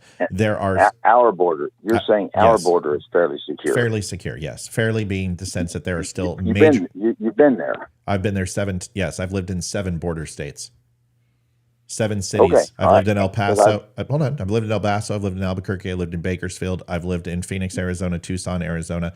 I know what I'm talking about when it comes to the border. I've lived there. Yes. Okay, I would agree with you that it's fairly secure in small areas. In large areas, and there's some very large areas that are completely insecure, and ultimately they're getting in. We have to remember, this isn't the mighty Mississippi. You're not going to put a wall over the ocean, and it's not that hard to go from Mexico in a boat and then land on coastal waters. You can't stop 100%, but what we're talking about is that we have foreknowledge. We don't care about the 1 or 2. We don't care about the 10. We don't care about the 100. Let's be honest. We care about the tens of thousands that we know about for months in advance, who are caravanning from the bottom of South America all the way to Mexico, and we who are coming fairly well clean with clothes on and national championship jerseys of the Chicago Cubs from the 80s when they never won. These people are obviously funded and well paid for. Those are the ones that are getting and claiming asylum. Those are the big issues. Illegal immigration with people just jumping the border, that's still a problem, but that has gone down immensely. It's these massive caravans that are the issue. But if you look at places like El Paso, you're not getting across that border. I don't give a shit what you think. But you look at but they move just a bit over from it. Yes. Yes. And that's the thing. And we have these huge caravans that you're talking about. Yes. And they split. Yes. A lot of those split because I've been down there. I've got friends down there, and they split. And the ones that we want to send through, the asylum seekers that you're talking about, that is the majority. Yes. But there's almost always a few thousand who split off to the side and go through the insecure places that we have no idea who they are. That's the trick, right? So when I say fairly secure, it depends on what you're talking about. If you're talking about mom and pop, from who? I don't care about mom and pop. I care about who is in this other group that we don't. That's why I'm making the distinction. I had a friend who went to prison. He went to prison when he got caught for robbery, large scale bank robberies. And one of his tactics was to call in police action, shootings, robberies, things like that on the opposite side of town. Mm-hmm. They finally figured it out, and that's how he got caught. Yeah. But, diversion, get everybody over there while we do what we're doing over here. Yeah. And that to me just looks pretty blatant at our border. Yeah. So when we're talking about these massive caravans, they're not jumping the wall and bum rushing the United States. There was that one that I did mention that was, 70 some odd thousand that came in. Most of them are being stopped and they're claiming asylum, being released. 9 months later, they're asked to return and they never return. That's a logistical issue. That's not a border issue. That is a paperwork bureaucracy. And that's the one that's killing us. Honestly, Mexico has very little to do with our overall illegal immigration problem. It's South America, and it's also foreign countries now, China, Afghanistan. Yes. So So when people are saying that it's a border wall problem, yes, that certainly is true. But the border wall isn't going to stop what's taking place, which is fucking people claiming asylum in the United States and then having those inalienable rights the moments they touch the soil. They don't get the Bill of Rights. They don't get freedom of speech. They don't get habeas corpus. They don't get the right to bear arms. But what they get is the right to life, the pursuit of life, liberty, and happiness. They get that just by stepping on U.S. soil where they're American citizens or not. And that's where the sovereignty rule is a pain in the fucking ass. So they're claiming sovereignty, they're claiming asylum, and we're granting it. And then we're releasing these people into the United States with not so much as a buy your leave. That isn't a wall problem. That's an administration and a bureaucratic problem. And we could fix that tomorrow if somebody had some guts. That's the one I'm concerned about. Yeah, and that there's reason to be concerned. But as I said, my real concern is not those, but the ones that those are the diversion for. Yeah, those because there are these other groups again that are splitting off. When those big groups come in, smaller groups, but still large numbers into the thousands. Yeah, you're right. Are splitting it's off huge. and It's a coming big in concern. other places, and we don't know who those are. Those are the ones that worry me, brother. We don't know the people who we're releasing into who are part of those big caravans either. What do you get from them? You get a name.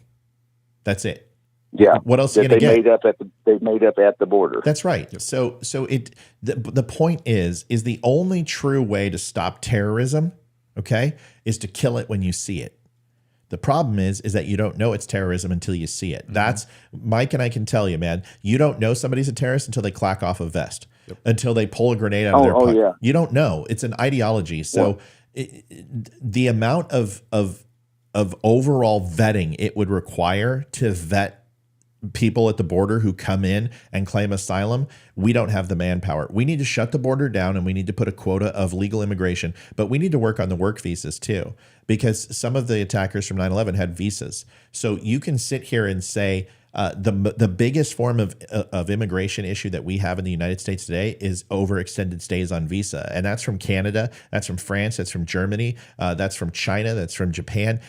Our visa program is ridiculous. And that is another huge area of opportunity. Now, we have a lot of information on those people, and we can vet those people fairly regularly, which is why the U.S. government doesn't go after it. But if you couple that with the border being porous, and it is, I said fairly secure, and the mass immigration that we have from these caravans and the administration failures, and then relocating these proxies that we're running and taking Afghanis. Now we're going to be taking people from Gaza, and we're going to be sticking them in the United States. You are asking for a U.S. domestic attack on this soil, and you're begging for it. I mean, you're just fucking begging for it.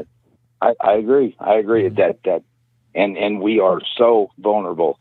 The security at our water supply, at our electrical grid, we are unbelievable. I mean, like I'm in energy. Yes. I transport crude oil. Nothing major. Yes. But just at my level, the vulnerabilities are immense. You're absolutely right. But that's because Americans don't think like that. No, we don't think. We're reactive. We're not proactive. See, how do you react after your refinery's gone? Well, that's the point. Is that that's what the United States does? Because see, the reason Mike and I will give it to you why the United States isn't one big. Okay, if I'm going to hit Iran, there's 6 cities that I'm going to hit to get their command and control. Right. And I'm going to strike 6 You're cities. A mid-sized state for us. Yeah. That's I'm going to hit 6 cities, and it's going to just destroy Iran. Okay. If I'm going into North Korea, I'm going to hit 3.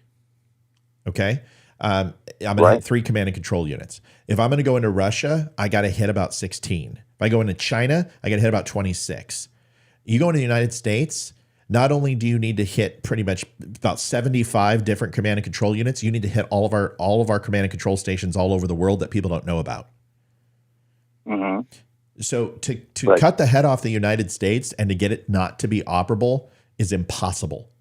It's just not going to happen. Even in a nuclear fallout, the United States still will have command and control. But they don't. But they don't need to, as far as the population is concerned. That's the problem. They don't need to cut the head off. Right. We knocked, depending on, you can have your view of who did it and who really was behind it, but somebody knocked a few towers down, and, one fell down on its own. And the whole entire country went into extreme gas shortages based on nothing, because there wasn't a shortage. Sure. Total distrust and. I'm not disagreeing with you, and that was going to be my second point. So but the government doesn't care about that, right? The government will continue to operate with or without the people. And if a small pocket is hit, it's still going to continue to do its normal SOP.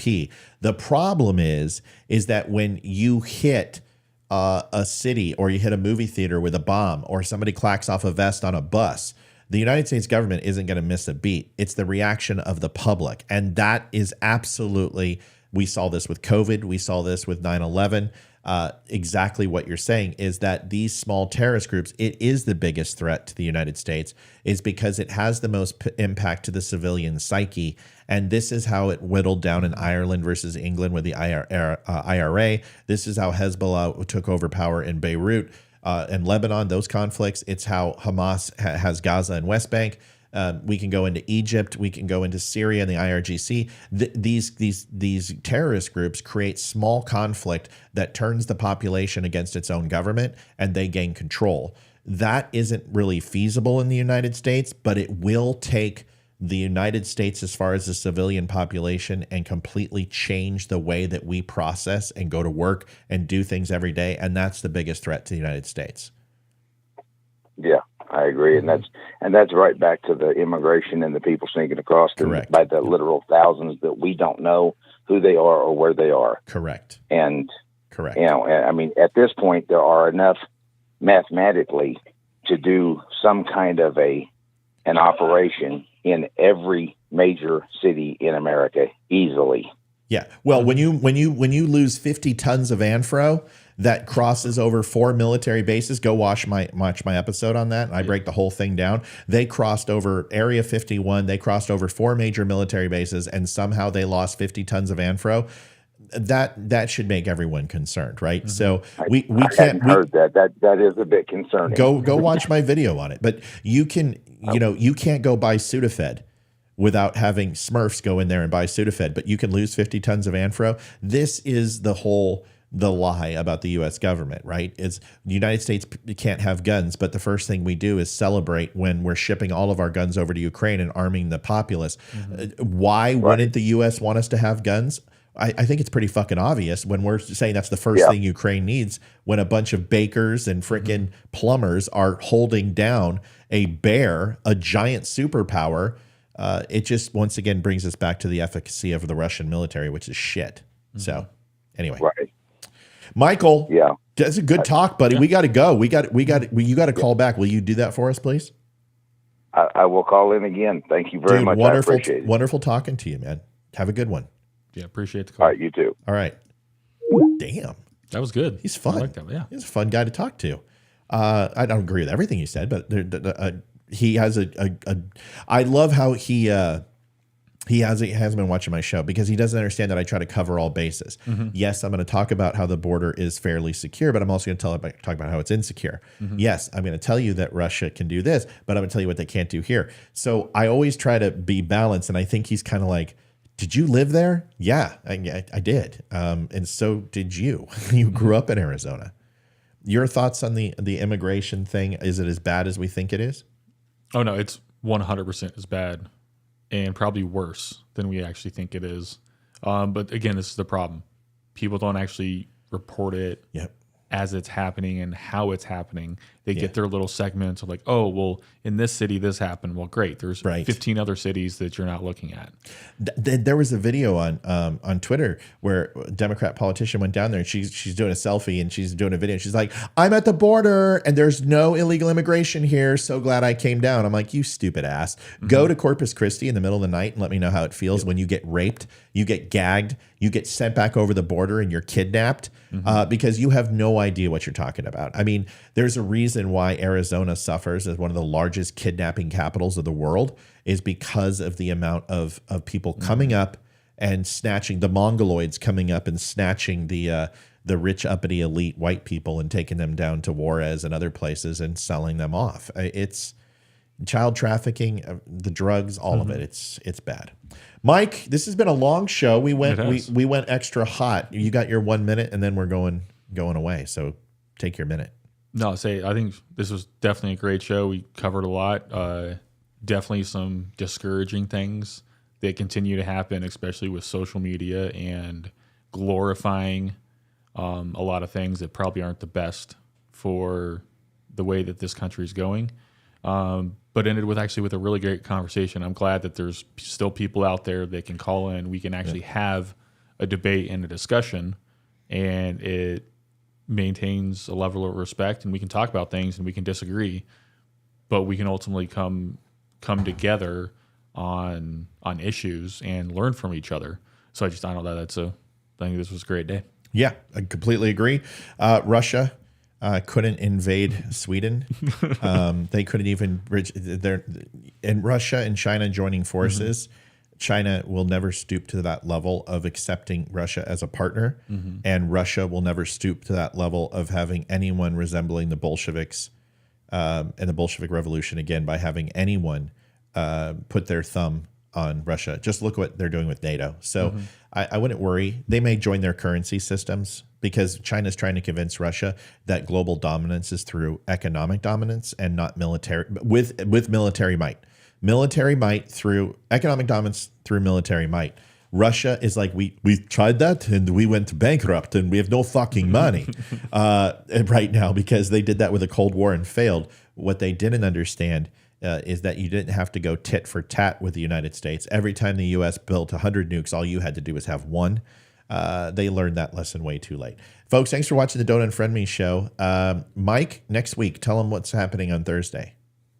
Oh, Thursday. Actually, no, it's this week. You don't know. I got a hockey tournament, so I will be down in Florida attempting to keep up with a bunch of young kids and trying to have some fun and maybe try to put a puck in a net every once in a while. So you're not going to go down to Mar-a-Lago? No. See, I can't. No. Not my kind of place. I got to go where there's ice. So you're going to be gone for how long? It's actually going to be a week and a half because I got a hockey tournament and then I'm going to go spend Thanksgiving with the family down there. So it's going to be a little bit of a break. Okay. But I'm still going to try to call in and see if I can do some of that. So you're going to get Monday. So he won't be here Tuesdays and Thursdays for basically 2 weeks.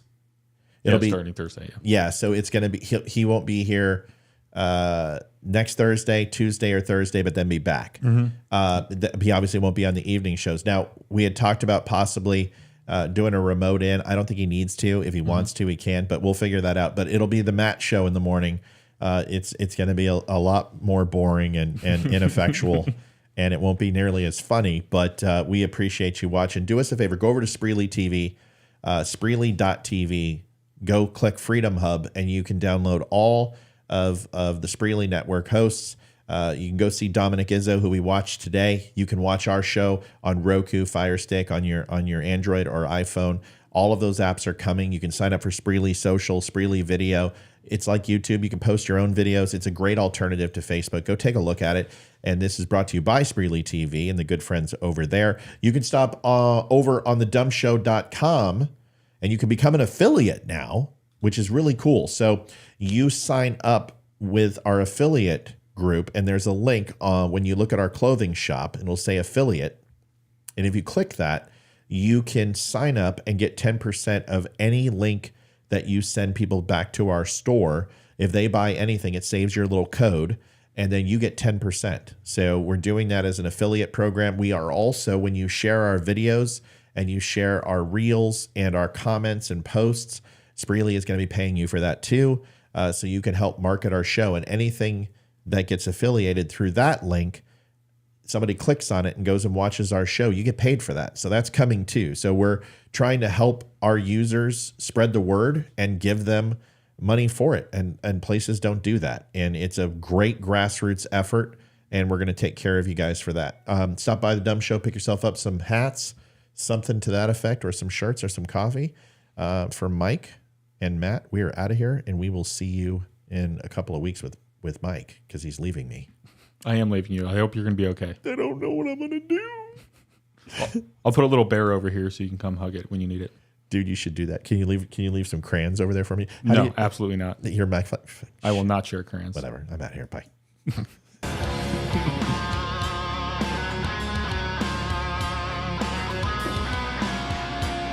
like it. It's good. You gotta go pee. Yeah. Dude, you can always get up and go.